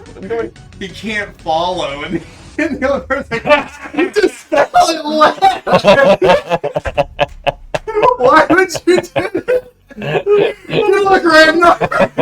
I'm gonna take 10 feet this way and be like, what is happening? I also yell, everybody back up, so all of us can fit that. And I yell, you can move 5 feet. It's not my turn, it's weird. And I have to wait. I'm gonna roll a handle animal to command Rayado to move away. I didn't get very far yet. I'd probably be able to do I don't think I have. So Rayado continues to attack. Okay. unless that was straight up wrong. It's Should not be 18, Strike. 22, Strike. and then 11. Strike. No. Oh, I was like, No. I just rolled a 12. You said no. First two do. You do? You heard me. 6 and 4. Ooh. 1 point of damage. Just damage. Yay. More than I did. Dang it. Just take the bite out, then it's literally never gonna be able to. I still can't get in there. I back up toward the sarcophagus How much? and look inside. You see the things previously described. What? These are things that were previously described. But he doesn't remember what they were. I was totally paying attention, but for everybody that wasn't, can you repeat them? And I can't do anything else. That's my turn. Okay. You can. Damon's like, I climbed down the ladder. And jump in the pool. Because you did some real damage. Now let's swing at you. That's good. 23. You still have the +1 from mage armor. Does not matter. Yeah, but now I'm Big big, McLarge, McLarge, huge. Yeah, your AC went down. Your AC went down by 2. Getting that, not that. So yes, it is going to hit me. 7 points of damage. As this thing swings into its target-rich environment, cutting you across the stomach. It would have been you, Jess. Oh jeez. Ragnar, your turn. Gee willikers, mister, I'm a pay it in kind. Mifter? That's last session. Rolling like I have only rolled double digits once all night. Oh no! You need a different die? That will not strike your opponent. Sad face. Mark. Manzeric. Okay, another handle animal to get Rayado to Come here, boy. Come here. fall back. Come here. Nope. Who's your good? Not you. I didn't say to keep gnawing. All right. I imagine you're standing there. Right, I don't know. Rattle back. He's usually not like this. I mean, tried to establish at the very beginning he totally is like. 17 to hit. Yes. 17 to hit. Yes. 16 to hit. I rolled 3 13s in a row. Wow. We should go like, it's you just know. Rayado hits for small numbers. Rattle can't miss, but really. I can't roll high at all. Literally all of my damage has been like 1s and 2s. It's beaving me off. You rolled a 3 just then. Don't Yeah, there is 3s, but they're only roll 1 and 2s. So it's gonna be a 5, a 3, and it doesn't matter. So Cool. literally nothing hits. I just wanted to match Damage-wise. his energy, and I think it felt like it went. It's beaving me off. Damon. That's how I feel, but I only rolled once. You can't hit. I can hit. I just can't do anything. Can't trace those. Guys, Specifically, it's fine. look, I think we have a way out of here. Let's get out of here. It's right in front of me. And I wait by the sarcophagus. You can't. And then to escape You taking it? the logical way. No. The logical way. You know how you escape by going deeper into the dungeon? Here comes some pain. Last time I did that, it didn't go so well. Numbers? 21. 21. Hilt. Divine. Well, hit, not hilt. Well, hilt. Alt. Dealing 9 points of damage. Cool, I'm Are gonna you die. As this thing cuts into your arm, dragging the blade across you as you feel the jagged stone just cut into your flesh. Ragnar, your turn. Hey, wait. Call shot. I'm gonna smash its head to pieces. You may. 19. Okay. Pretty sure I hit. They will strike. Is it a 1? You're all once to die. That's 11 damage. 10 numbers, and I rolled the smallest. And I have 10 numbers and I rolled this roll. That's Ragnar. Great. 10 damage to your hammer. Cool. As you smash into this thing, you see chunks start to fly off of it. It starts to like chip and fall apart as it's standing there in front of you. Get better. Uh-huh. Kill it. Uh-huh. Uh-huh. All right. There. Heal check on him Okay. Looks like he's being at 20. he's being accosted by a statue. Yeah. How are you looking? If I had to put a number to it with a slash after it, I would probably say I'm almost 50, a little above. Okay. And what that means, I don't 50 even know. points? Yes. At level 3. Yeah. He's just made of it. All right. 0 out of I try to get 0, it's 05 out of 50. Rayado to fall back yet again. Awesome, I do that thing. Oh. So No. Rayado is going to get 1 attack in before he runs.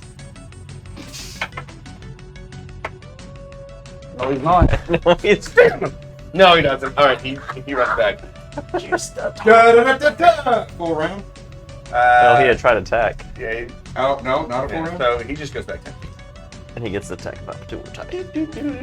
Yeah, because I was hoping for the thing to be able to come into the room a little bit more. No. Shane, I promise.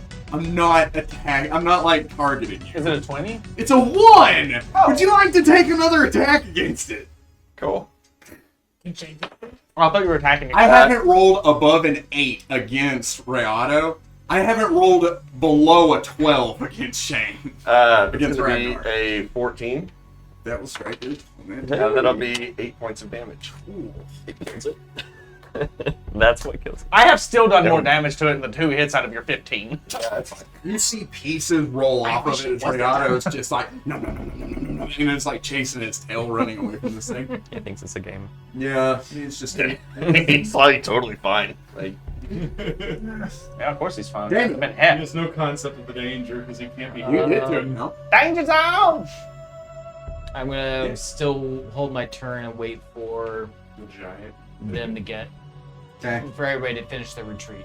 It's going to take a free 5-foot step, and it's going to take you. Wow. Because you're the there. closest thing. Same reason you climb Mount Everest. Called He'll shot. probably swing low. But Called shot. 11,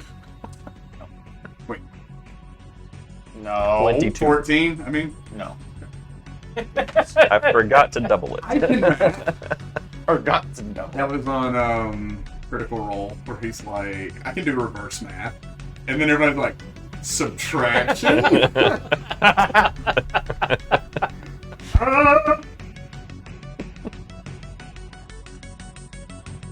Yeah, I'm gonna power attack. I was waiting for it. Wait, How are you though? this is the 4th fucking 4 or 5 I have rolled against this thing. It's a 10. You swing at this thing with your giant hammer, but you catch it just on the ceiling, unable to hit it for the 18th time. it's not my fault. Manzarek. I draw my sword and I jump in there. Oh, the hole? No. The hole or the back? Yeah, battle. Okay. Trying to get this thing over with. It shouldn't be this damn hard.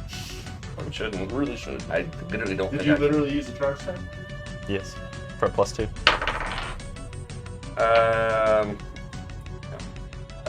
15. Will strike your opponent. Oh wow, that was so hard to do. 4 points. Okay. Doesn't do anything. Could you? Bounces off. You had the opportunity to do 1 point. That's the statue of hurt his sword. No, because he didn't do damage to it. Oh, it requires that damage be dealt. Yes. And then I command Rayado to attack now that there's some movement. There's some space. Flankton. He is flankered. Oh, that might help. I'm trying to help Maybe. you out, my guy. Those 11s become 13s. We haven't rolled that one. No! No, It's gonna be a 6 to attack, so no. Well, 8, I guess, with the flank. So. Fun. We're all having fun. This is fun. This is not fun. Damon! I don't like this game. Still holding my turn. Wait Great. for everybody to finish retreating. yeah, so clearly You want to retreating. get You my- literally can't retreat until the creature's dead. Yeah, you can. Go around retreat. He's a giant. He's not moving in the tiny hole. It's going to attack you because you're a new I'm and stuck. interesting addition to the universe. Up here with this thing. 10. No. Sorry. It's fine. I missed the days where you did 2 to me, and that was it. Ragnar, you're up. Missed the days where I was rolling higher, dude. I'm power attacking this stupid son. Thank you. 20. That will strike your opponent.